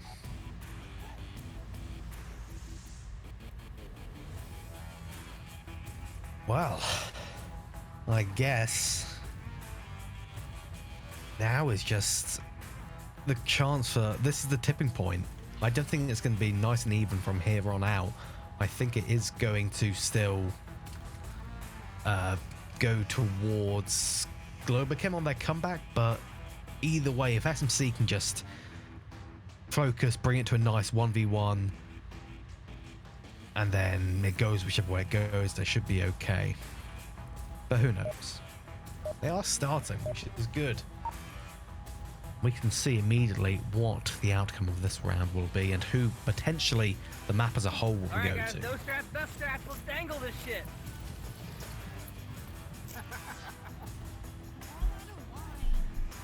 All right, yes, indeed, we are back into our gameplay round as SMC kicks things off on their offensive round. And the prediction from Buxton still goes the way of Globochem, but SMC is not out of this yet. The pre-fire is all over the place. Edna Jordan will find her down. She needs to confirm, and there it is. Double tapping. Lionheart goes for the res and gets picked off as well, and Ponecake will find another. The C4 going off. Raph not finding any, but Pants on the inside here could find... Nope, never mind. He's loud.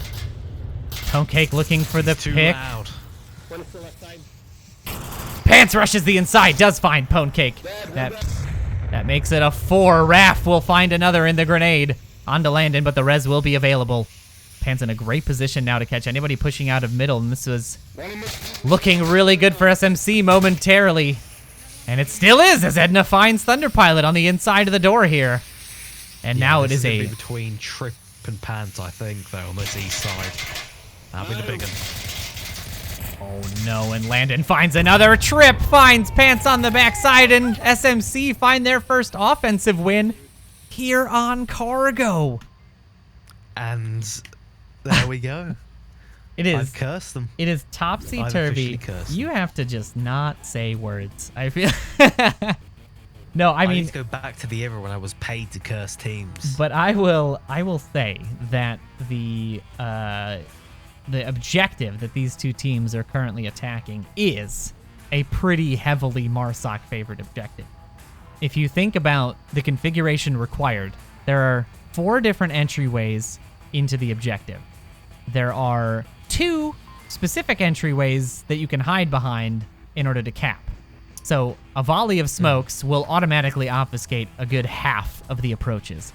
And then finally, the fact that you can focus your grenades, your smokes, and your flashes all in a very tight defensive circle means that it is very hard for the defense to recover from a loss.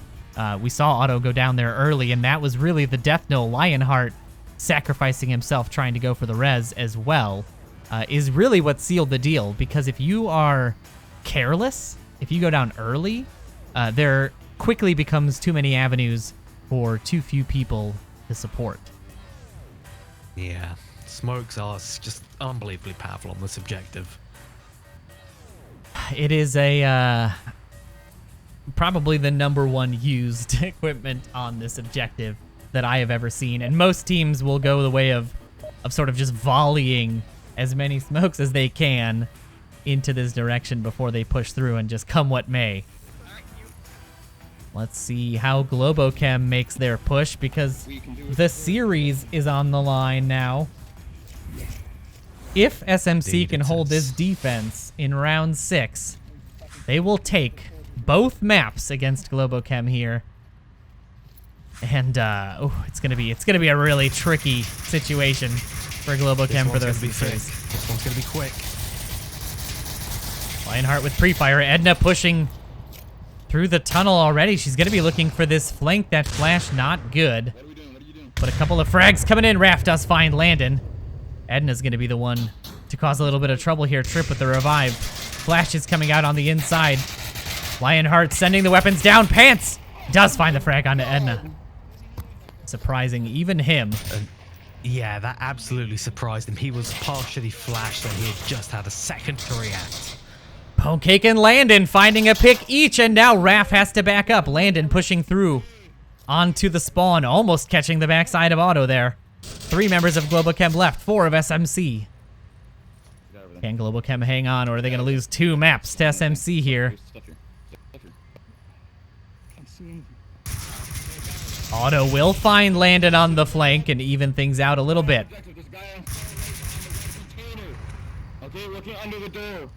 Pants has to be careful if Pants has made a bad call. He's called out there's someone under the door of the raid container, but there's no one there at all. It's going to be a waste of a nade most likely. Botched flash. Pants downed by Trip through the crack in the wall. Trip not confirming just yet. He's rushing through the smoke. He does find the confirm, and through the confirm he finds Auto. Just one left. Raph, the only one left. And Trip with the machine gun kill will find the win for SMC here in map 2, and they will take both maps out from under Globochem in probably the biggest upset so far. Well, there we go. Yeah, that is not what I expected. Or was it? Was this what I initially predicted? It will go 1-1. And I called the maps as well. No, man, am I precog? No, you whiffed because it is 2-0 in the way of SMC. They did take quarantine along with cargo. Oh, which means Globochem has lost an entire series. They've lost the entire series. Okay, that is certainly surprising. Now game 3 is going to be insane. As much as I want everyone to stay on Master League 1, please tune in to Master League 2 for the Globochem Vikings game, because depending on the outcome of the Vikings game, which maybe our investigative reporter here can do a quick bit of digging. Oh, actually, it is already up. Vikings took it 2-0. So, indeed, that is going to shake things up, because if Vikings can take at least 1 map, potentially 2 from Globochem, there is a chance that Globochem does not advance to the final. That would be pretty unbelievable. Because right now, Globochem has 2 map wins. Vikings has 2 map wins. SMC has 3, so they have solidified first spot right now. Rome currently has 0. So right now, all Vikings has to do is win 1 map in a commanding fashion, I believe. And they have a chance to knock Globochem potentially out of the series. It's insane. It's insanity. Basically, unbelievable. The OML2 game is going to be madness incarnate. Wow. Yeah. Any final words for game 2 before we throw the folks to a quick intermission? My final words will be, I'll see you there. Yeah. Mr. Buxton will be co-casting that matchup along with Chatting Parrot on Master League 2. So do go ahead and head on over there as soon as you can. But that is going to do game 3 for us here. We're going to take a short break while we get all of the teams squared away, get everybody into their lobbies. We should be starting relatively soon. I would not touch that dial, as they used to say. We're going to throw you guys to a quick, hopefully quick, 15-minute or so intermission, and then we will be back as soon as we can with the final game, the final series of games to decide the Group B round-robin championships here on the VR Master League. Stay tuned. Don't go anywhere. We'll be right back.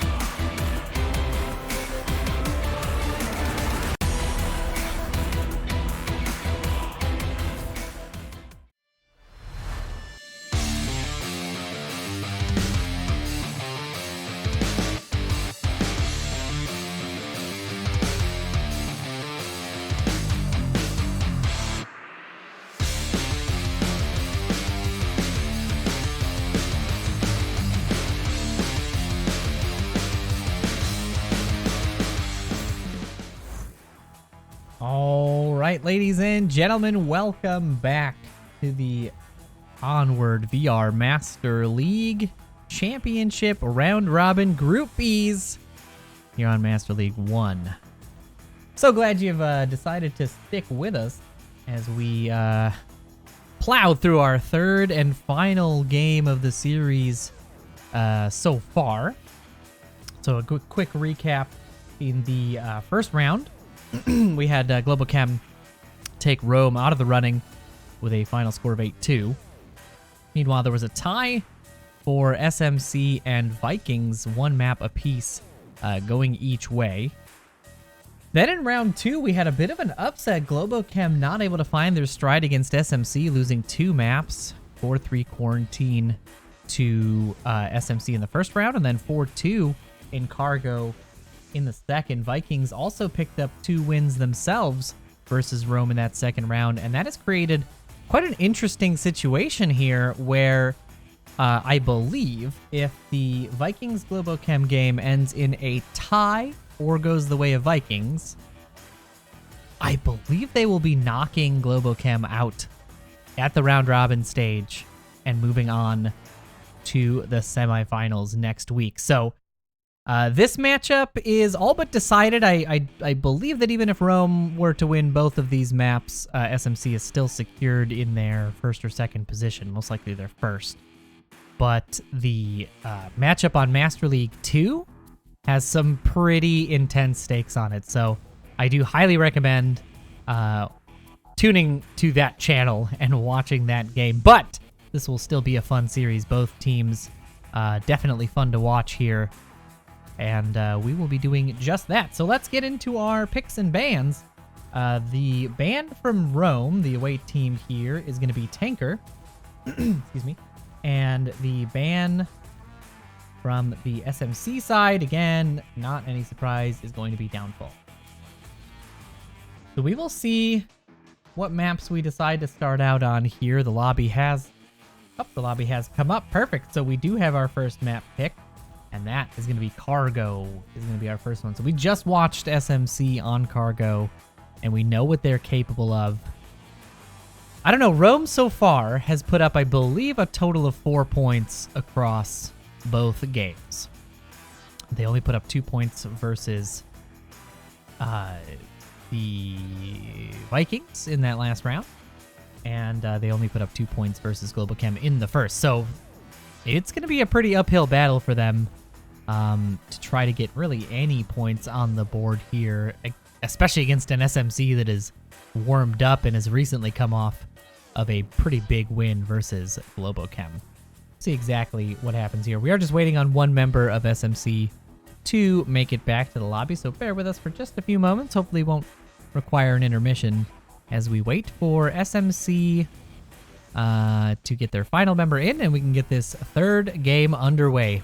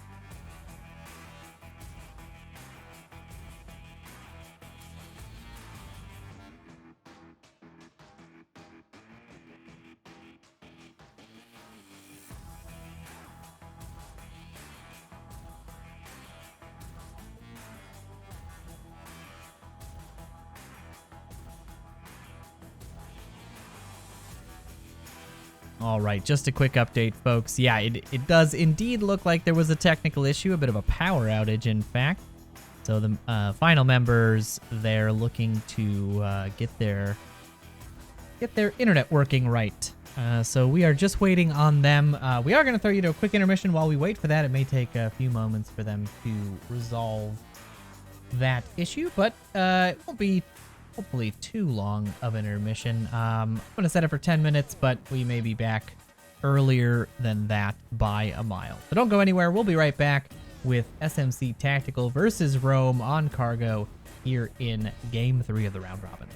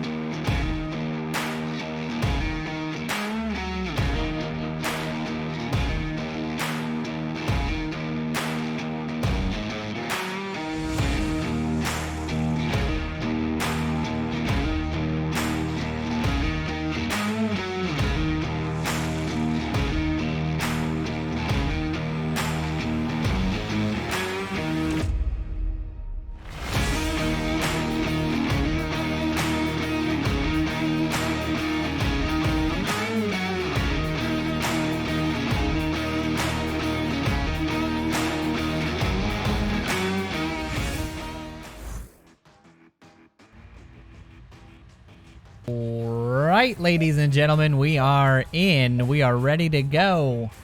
Everybody is in the lobby. Internet is working.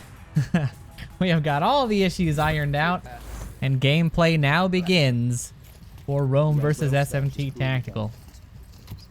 So some of our enterprising young chat viewers, Twitch chat viewers, did some math, and it seems like if Rome performs basically a miracle here, and 2-0 takes SMC in this series, it is still possible for SMC to be knocked out. And we'll see if that happens, because the rush is so quick. Lorena on the inside misses the first shot. Gladiator had pad out, but Ponecake able to clean that up, and now William Dunce, Man-Bear Pig on the backside of Tunnel. William Dunce finds one. The headshot. Mike Crook finds another as Ponecake goes down, and now Landon the last one left. Maybe it's not a miracle after all, as Landon the last one left to defend. Might be giving up a cap here if Mike Crook goes for it, but no, William Dunce will find the pick on to Landon. Rome will take their first round, surprising SMC, I think, in their level of aggression on cargo.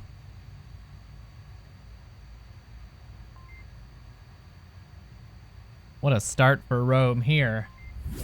Gonna try to make this caster eat his words, I see, but they've still got a long way to go if they want to try to take the entire series against SMC, who has been performing quite well.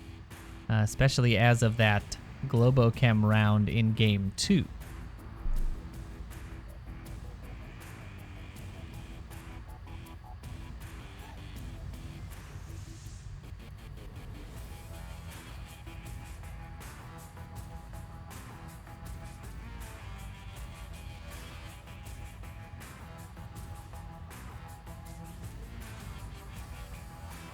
Now it will be SMC's turn to attack, and we've already seen what that kind of looks like when we watched the last round of the Globochem game that was on cargo. And SMC does have a very, it's not a hyper-aggressive offense, but it is sort of a controlled burn in that they try to make the correct pushes at the correct time, assisted with lots of smokes and lots of grenades.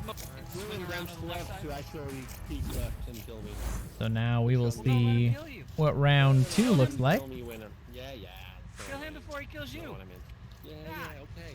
That's how this game works. Some very interesting instruction there from Trip. And the aggression coming out, but none of Rome is going to be on that outside as BP pushes in. He does find William Dunce through the crack in the wall, and just like that, one member of the defense already out. Man-Bear now in the same position. Beefy almost got himself a 2, and the nades are out in force, raining down a little bit too far in the back. Man-Bear and Mike Crook will gang up to find Beefy on the inside, and now it is an even 4v4. Ponecake will push the angle, but Captain Soda's going to be the one that cleans up Gladiator on the inside. Ponecake finds Man-Bear Pig as well, and now only 2 members of the defense left as they start to push. 1 member left. Lorena Scout going down. 2 members of SMC now working on Mike Crook's push. And he is going to have a hard time as he makes the peek, and Landon will be the one that finds the final kill, and SMC will even the score quickly here in the second round.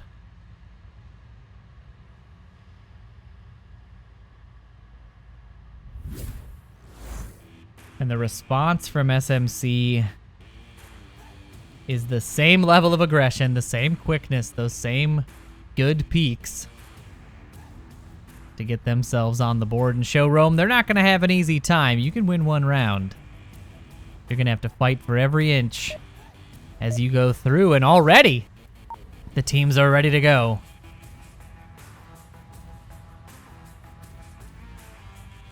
As now the third round is kicking off. We're not wasting any time here. Gameplay already underway.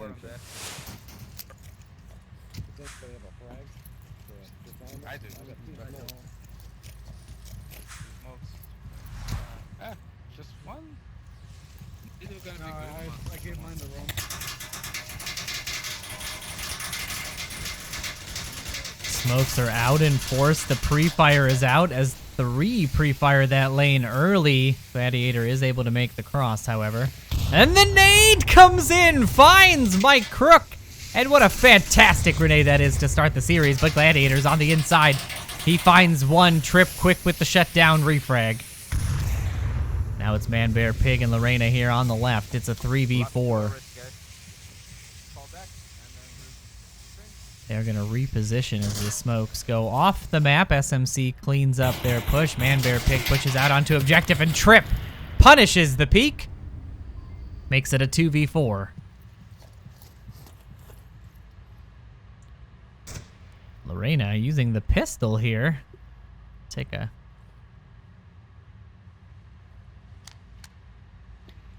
So what are your thoughts? Let me.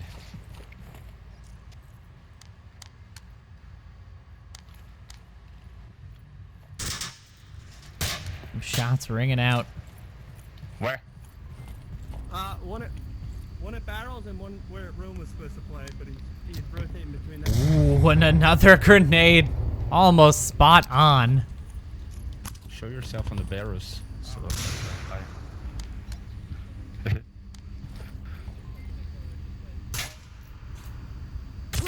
Oh, and Beefy ready for the Lorena Scout peak is going to be the one that finds one.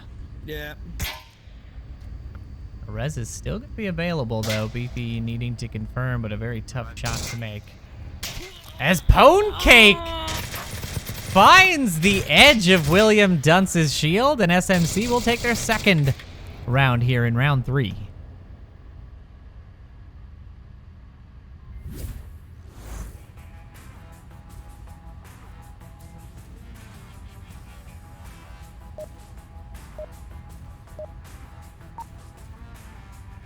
Wow, wasting no time. Barely have a chance to get the scores in before everything is reset.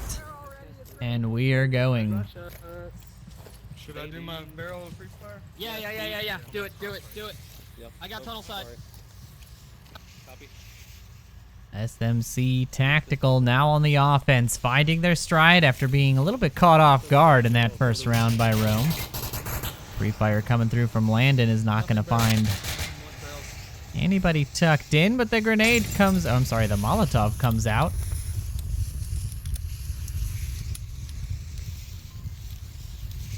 And Ponecake is trying to push the middle here. He's got the nade. Beefy's nade's going to find one. Ponecake's will not find any.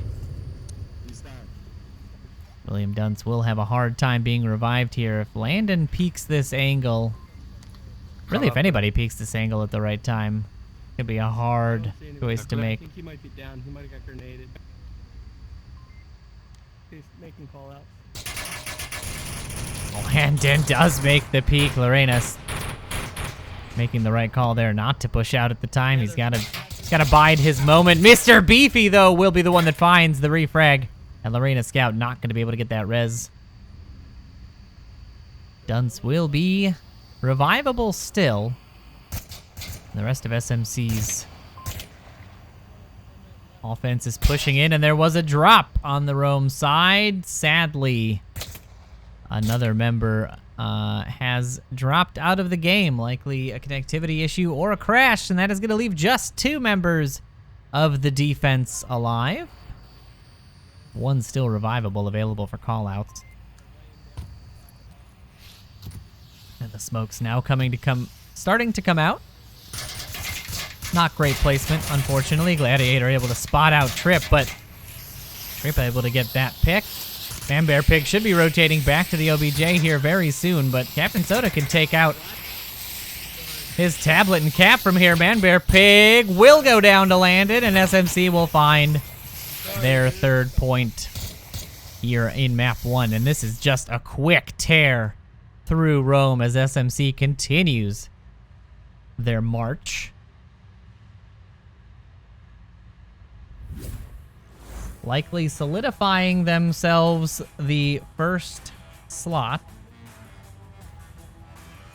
in the semifinals, the first seed from Group B in the semifinals next week.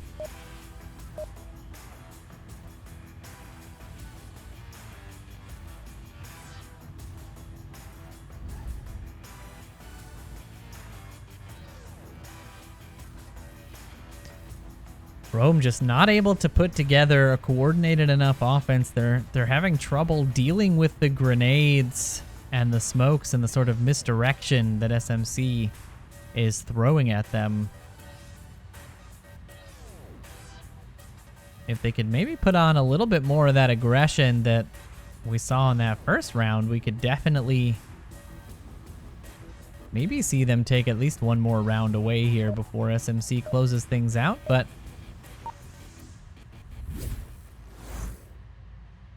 once you lose your momentum, it can be pretty tough to get it back. Now there's going to be a 4th round underway. I'm sorry, 5th round. That should have been a round 5 marker, not a round 4. Almost ran out, dude. Right, that's the whole thing. If you do, I like your gun though. The early smokes are out.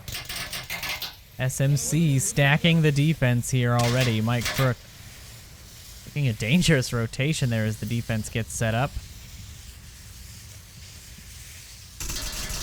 Landon looking for one. Gladiator with the pre-fire, and Landon on the long cross will down William Dunn. Gladiator runs right into the bullets of Landon as he goes for the confirm, and he'll find him as well. Mike Crook will be the first one to find a member of Rome. One res will come out. A second res will no longer be available as that grenade will confirm. Gladiator down and out. Punkcake and Beefy holding this left side. Meanwhile, the offense here. Captain Soda does find William Dunce. Lorena Scout pushes the inside and gets the quick refrag, and now it is a 3v3.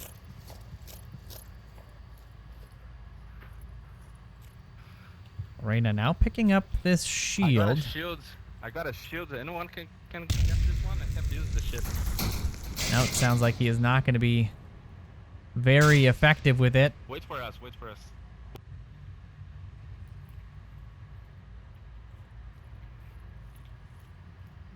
And this could be so detrimental as Trip will be able to spot him out. Lorena not aware. That positioning. The shield could be so... invokes tunnel vision, because you have to focus on keeping the shield towards the enemies, but if you're not aware, it's a very tricky thing to use. Mike here, definitely one of the better players with it on this team, and Manbear Pig is going to be the one that finds Trip for one. Manbear Pig finds another in Pwnecake, and now Rome fighting back in a big way. Mr. Beefy going to be looking for Mike here. Will Mike spot him out? Oh, he sees the elbow. Mr. Beefy not quite able to do it, and Manbear Pig is going to be the one that finds it.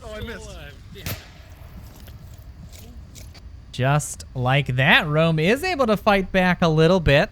SMC getting a little overconfident in that defense.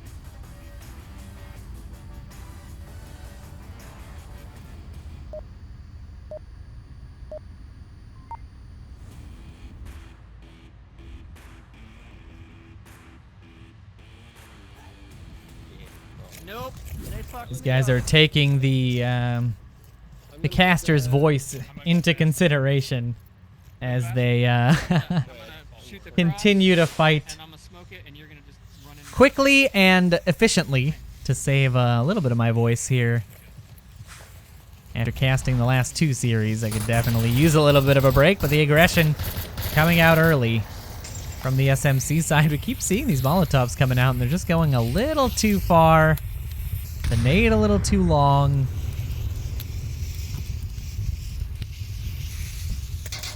Smoke is pretty good. Pwnecake and Mike Crook will trade downs. Both reses still available. Both reses should come out here momentarily.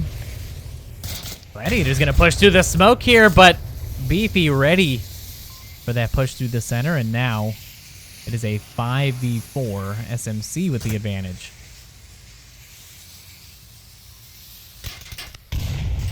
Grenade is good. William Dunce will trade out with Captain Soda, but that res is available as well, and that's 2 reses already on the SMC side. Mr. Beefy, meanwhile, finding Mike Crook on the inside. Trip finds Manbear Pig on the objective, and now it's just Lorena Scout, the last one left. Will SMC close this out, or can Lorena Scout punch in a miracle here? No, he cannot. Lorena Scout going down to trip. SMC will take their first map 4-2. I believe in doing so, they have completely solidified their spot in first or second. I don't think they can be knocked out of the running here.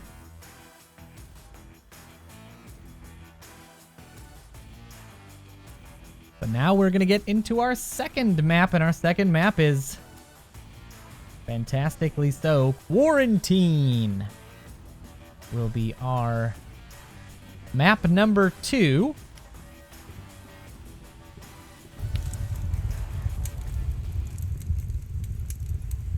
And this is going to be SMC's pick, I would believe.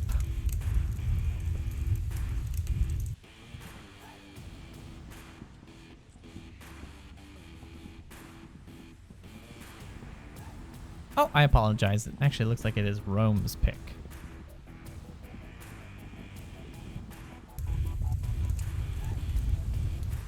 So that is going to put Rome on the offense here in Quarantine to start things off.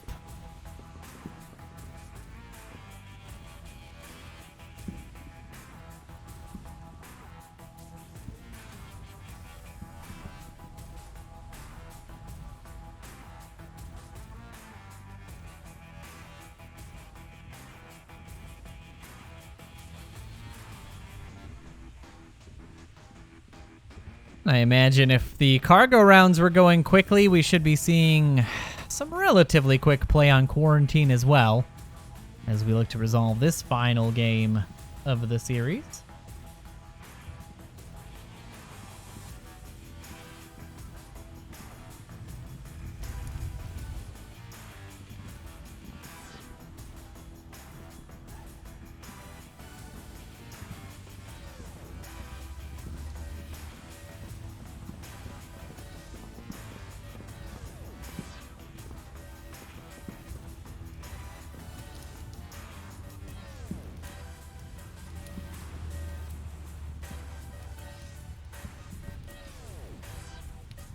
And I do have a breaking update that I think is going to surprise many people.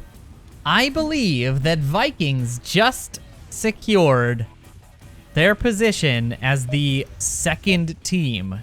As long as SMC wins this series out, I don't think there's any chance Globochem can come back from this. And this may be the first time in a long time that Globochem does not advance to the semifinals of the Onward Season 8 Championships. But we've got our own game to focus on. Quarantine 1 is kicking off now with SMC and Rome. Yeah, if you want. Now the offense.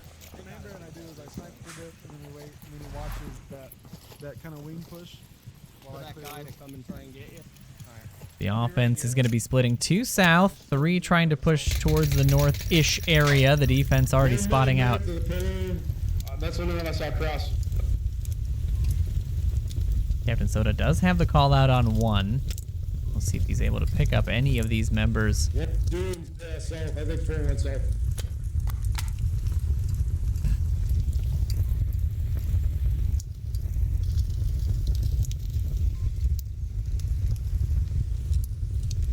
East side could be at hotel, probably 2-story east right now.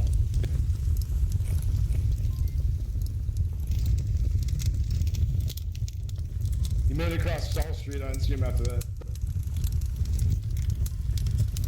Captain Soda still making the call outs. The offense getting set up in the center. I think he was during those rotations. I think he missed a couple of crosses to North Street. I don't think they've got an accurate count of who is where, but they should know that the approach is likely south and center. Yeah, no, I just lost my joystick. I changed up battery. Uh-oh. Don't be throwing stuff. You guys can go upstairs if you're going to be not fun. Lucky may be having a technical issue with his controller.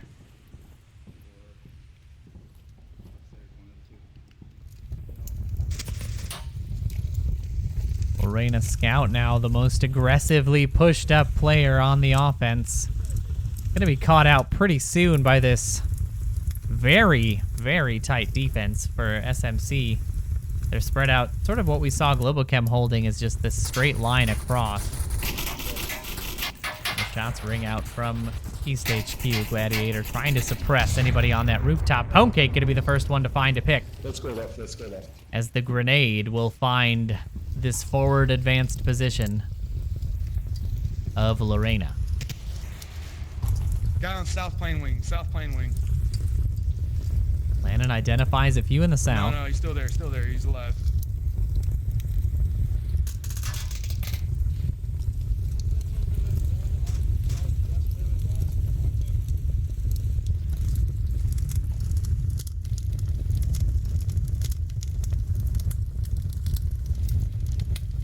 So dangerous to re-peek an angle like that, but you've got to make sure that they don't sneak past and get into gas station or something similar.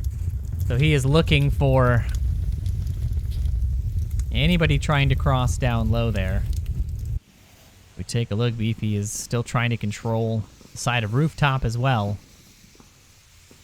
The shots ringing out from Pwnecake. Now, the defense very much establishing the positioning of Rome. And Nate almost making it to rooftop. Quite a toss by Lucky. And we'll see if Rome can make any sort of progress here. Captain Soda will shut down Lucky on the north side of center glass, and it's going to make 3 for Rome. In this first map of the series, Landon finds the next. And Rome is dropping like flies. Mike with the first pick for Rome so far. We'll get a nice little headshot all the way across to the rooftop. And now it is just the 2 Rome players versus 4 SMC. Fighting for that rooftop courtyard OBJ. 1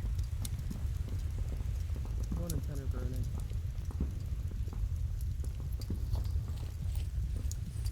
Yeah, I'm gonna rotate.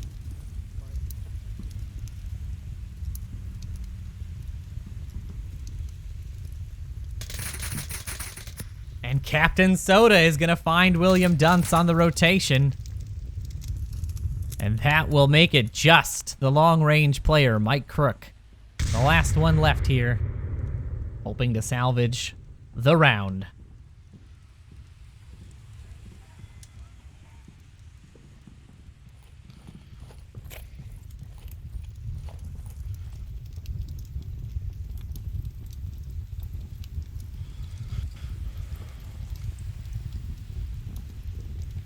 A very difficult situation to find yourself in when you're dealing with a ranged weapon like this. All of a sudden, all of your close quarters engagements become nigh on impossible to win. Unless your hipfire skills are finely honed. And Landon will be spotting out the final player of Rome. Getting the kill and taking SMC up 1 point here in the final series.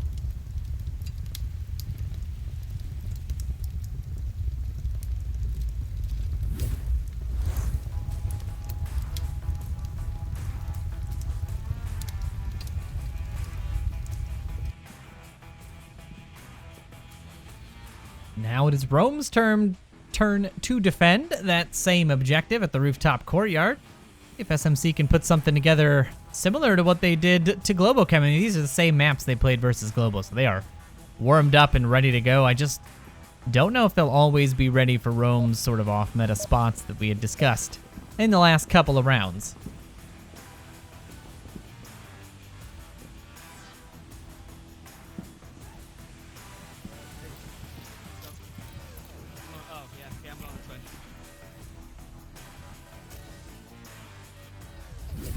Round 2 now underway. SMC getting that mirrored spawn.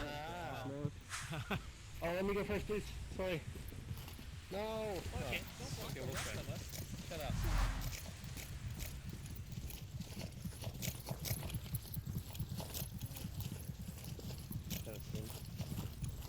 There is going to be some aggression from the defense. One already pushed out to the black APC.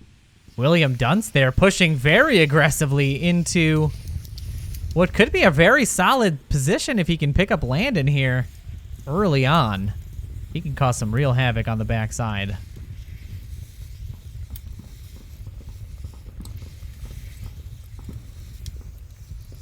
The other 4 members of SMC all pushed up on the south. Shots coming out towards the rooftop. Will not land.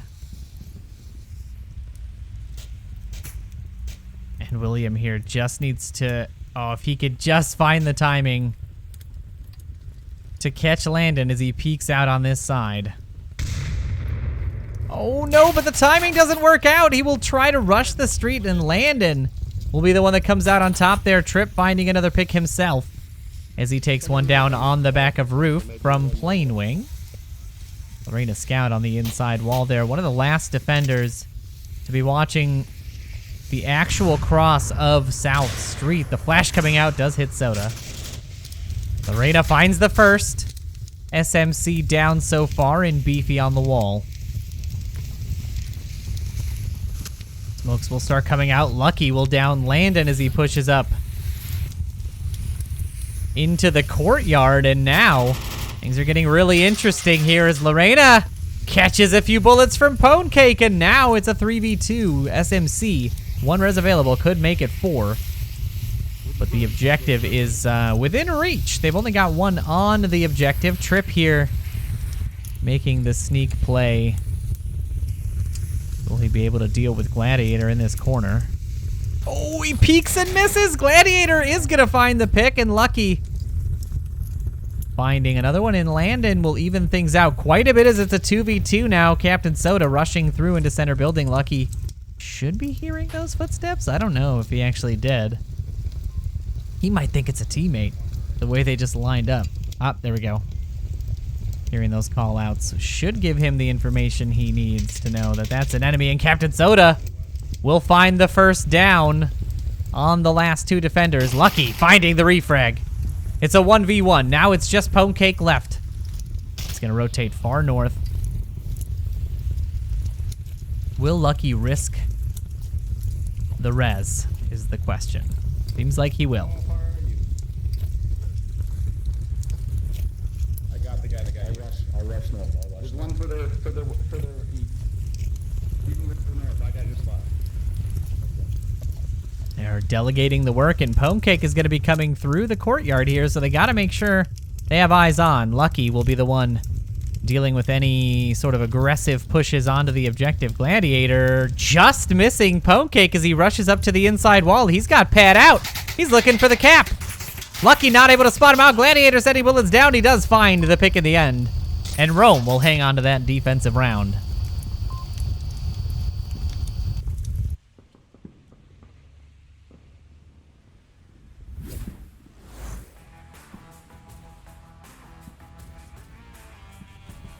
Putting up their first point here.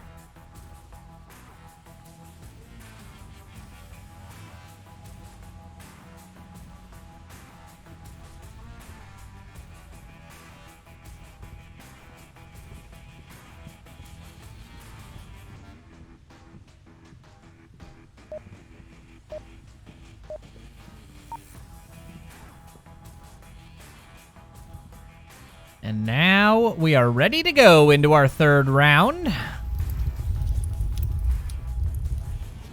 Rome on the offense.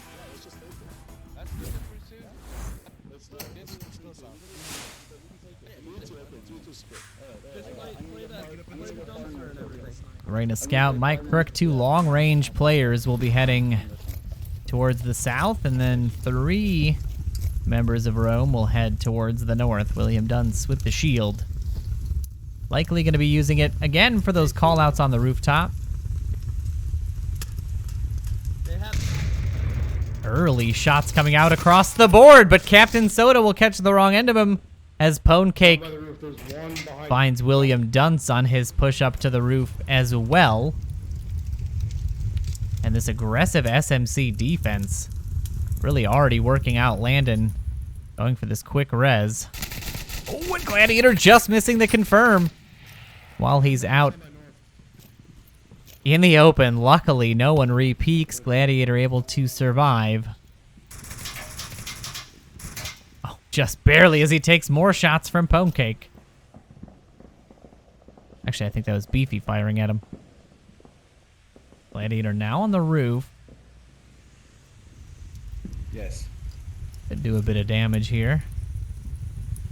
Not a lot that he can see. Beefy's head would be the closest thing he could find. And a little bit of trading there from Lorena. Ponecake looking to find the shots he does. He's dead. He's dead. Got fish in his dead. Gladiator now. Gonna have to deal with a pretty forward advanced defense. Mike Crook will find Trip all the way back on the objective. Lucky finds Captain Soda as he tries to push through on that north again. Just like that, things are evened out a little bit, and it's interesting that all of these defenders are so advanced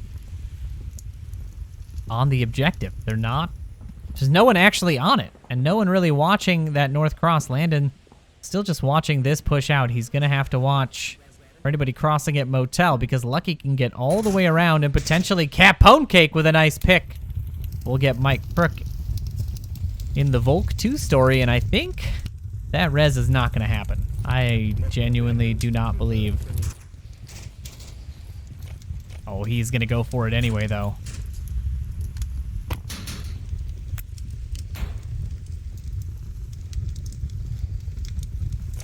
Gladiator will pick up the shield, prime the flash.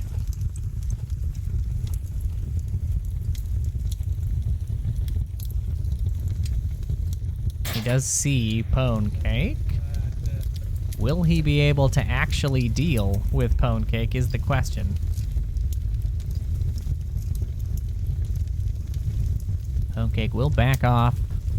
Try to re-engage from a different angle. If he can pop over that wall right now, that would be the best situation. And the timing does work out just that way so that Ponecake wins that trade. And now it is all up to Lucky.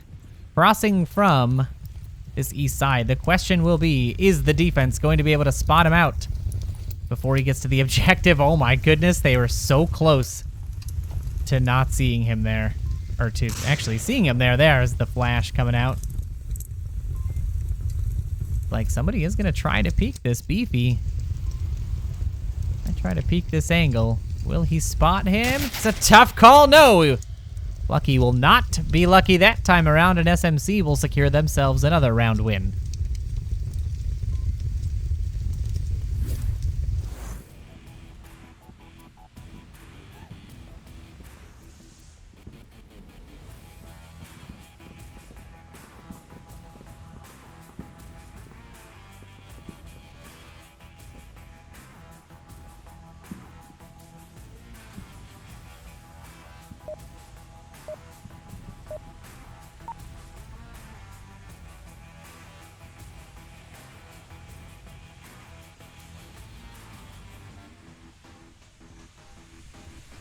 Alrighty, now round 4.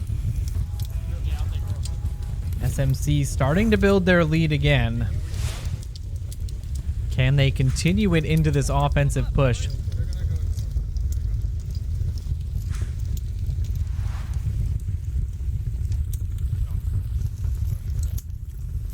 Mr. Beefy, Ponecake, and Landon leading the charge right up the middle. Rome going to meet them halfway as Mike Crook already out in the open. So dangerous. Ponecake throws the smoke, grabs the gun, and finds the pick early as Mike rushes out a little too hard on the defense there, not expecting that quick spawn. Ponecake will find William as he rotates back to the objective, and now 2 already gone. 30 seconds into the round, and SMC has found 2 on the objective. 1 in the north is going to have to deal with the 2 of the offense that had gone there. Lorena now the last one actually on objective. And he is surrounded on all sides. Beefy finding the bottom of him, and Captain finding Lucky in the north was going to leave Gladiator as the last member. He is able to find Beefy. Landon rushes the wall. Will he aggressively peek? Gladiator on the rotation will be caught out as the footsteps are heard. And now SMC looking very good as they get into their final, or potentially final, defensive round of the series.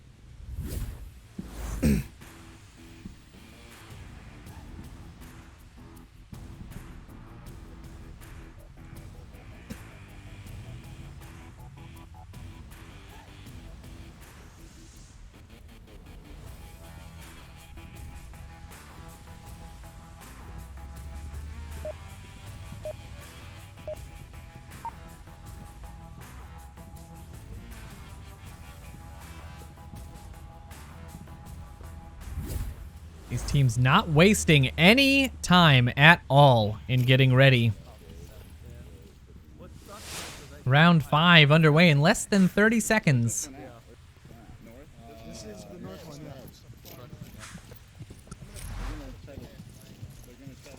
I believe for Rome, the series is all but over at this point. They are really just fighting for a little bit of a score boost. Ike Crook with a fantastic shot onto Captain Soda on the rooftop. We'll take one out early. The shots from Trip coming out. All into the pre-fire range of that south side.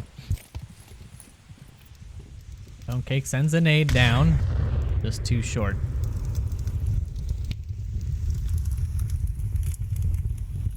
Gladiator watching for any pushes here in the north. Not likely to find what he is looking for. And William Dunce pushing the shield here, but he's going to run into Landon very quickly if he's not careful. He has to be particularly cautious about the placement of his shield, because Landon is already on the corner. William Dunce is able to find the shot. The pistol shots ring out, and Landon is down and out. One down. And what a long-range pistol kill that is. That is going to make the SMC defense very wary now as they start watching towards the east. Lorena and Gladiator pushing on this hill. Mr. Beefy sending a few shots down towards South Planewing, but now they've got their attention split, and it's going to be a tough ask for them to defend with 3 left. Trip finds the first.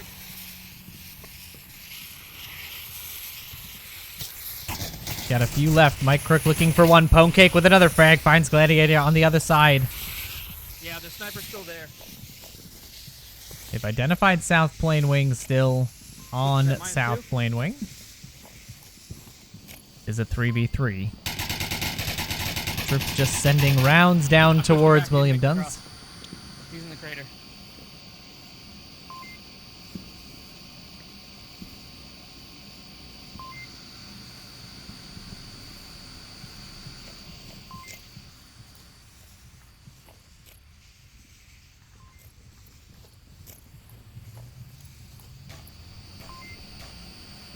William Dunce trying to send a few rounds Pwncake's way. I don't think he hit him, but he might have. There are 2 members of the offense still left here pushing through the west. They've got a long way to go. Beefy still holding the angle in the far northwest corner. Lucky the one probably most likely to be able to punch through here if he can find Trip from an angle on the plane wing, or maybe pushing up through the ravine.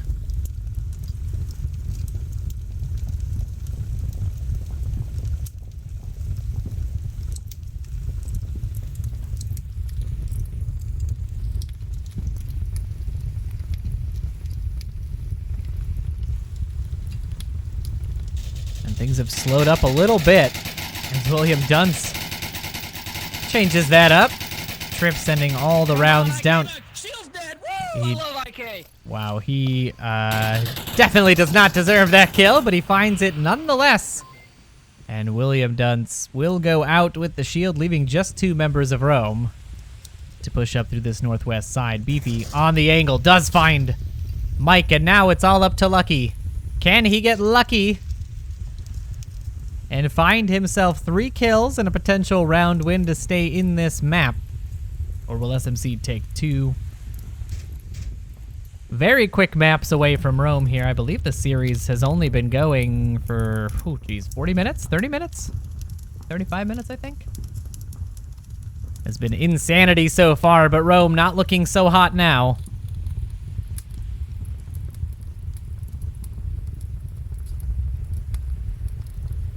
Trip pushing up on the corner here, does spot Lucky, and there it is. There we go. Trip finding the final kill. SMC getting their second map win versus Rome here, and that will seal the deal for the Group B round robins for the Onward Championship. What a series of games we have had today, ladies and gentlemen. It has been absolute madness. Oh, boy. I don't even know what to say. I believe Globochem has been knocked out of the championships, which is a massive upset on a pretty massive scale.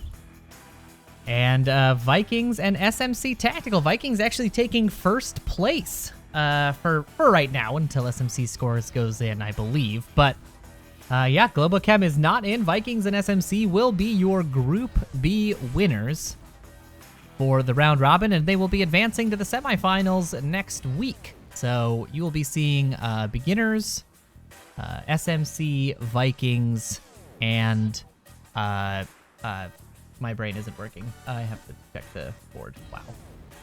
How embarrassing as a captor to not have that information. G-Men, my apologies. G-Men beginners, SMC, and Vikings will be your semifinalists for the Onward Championship.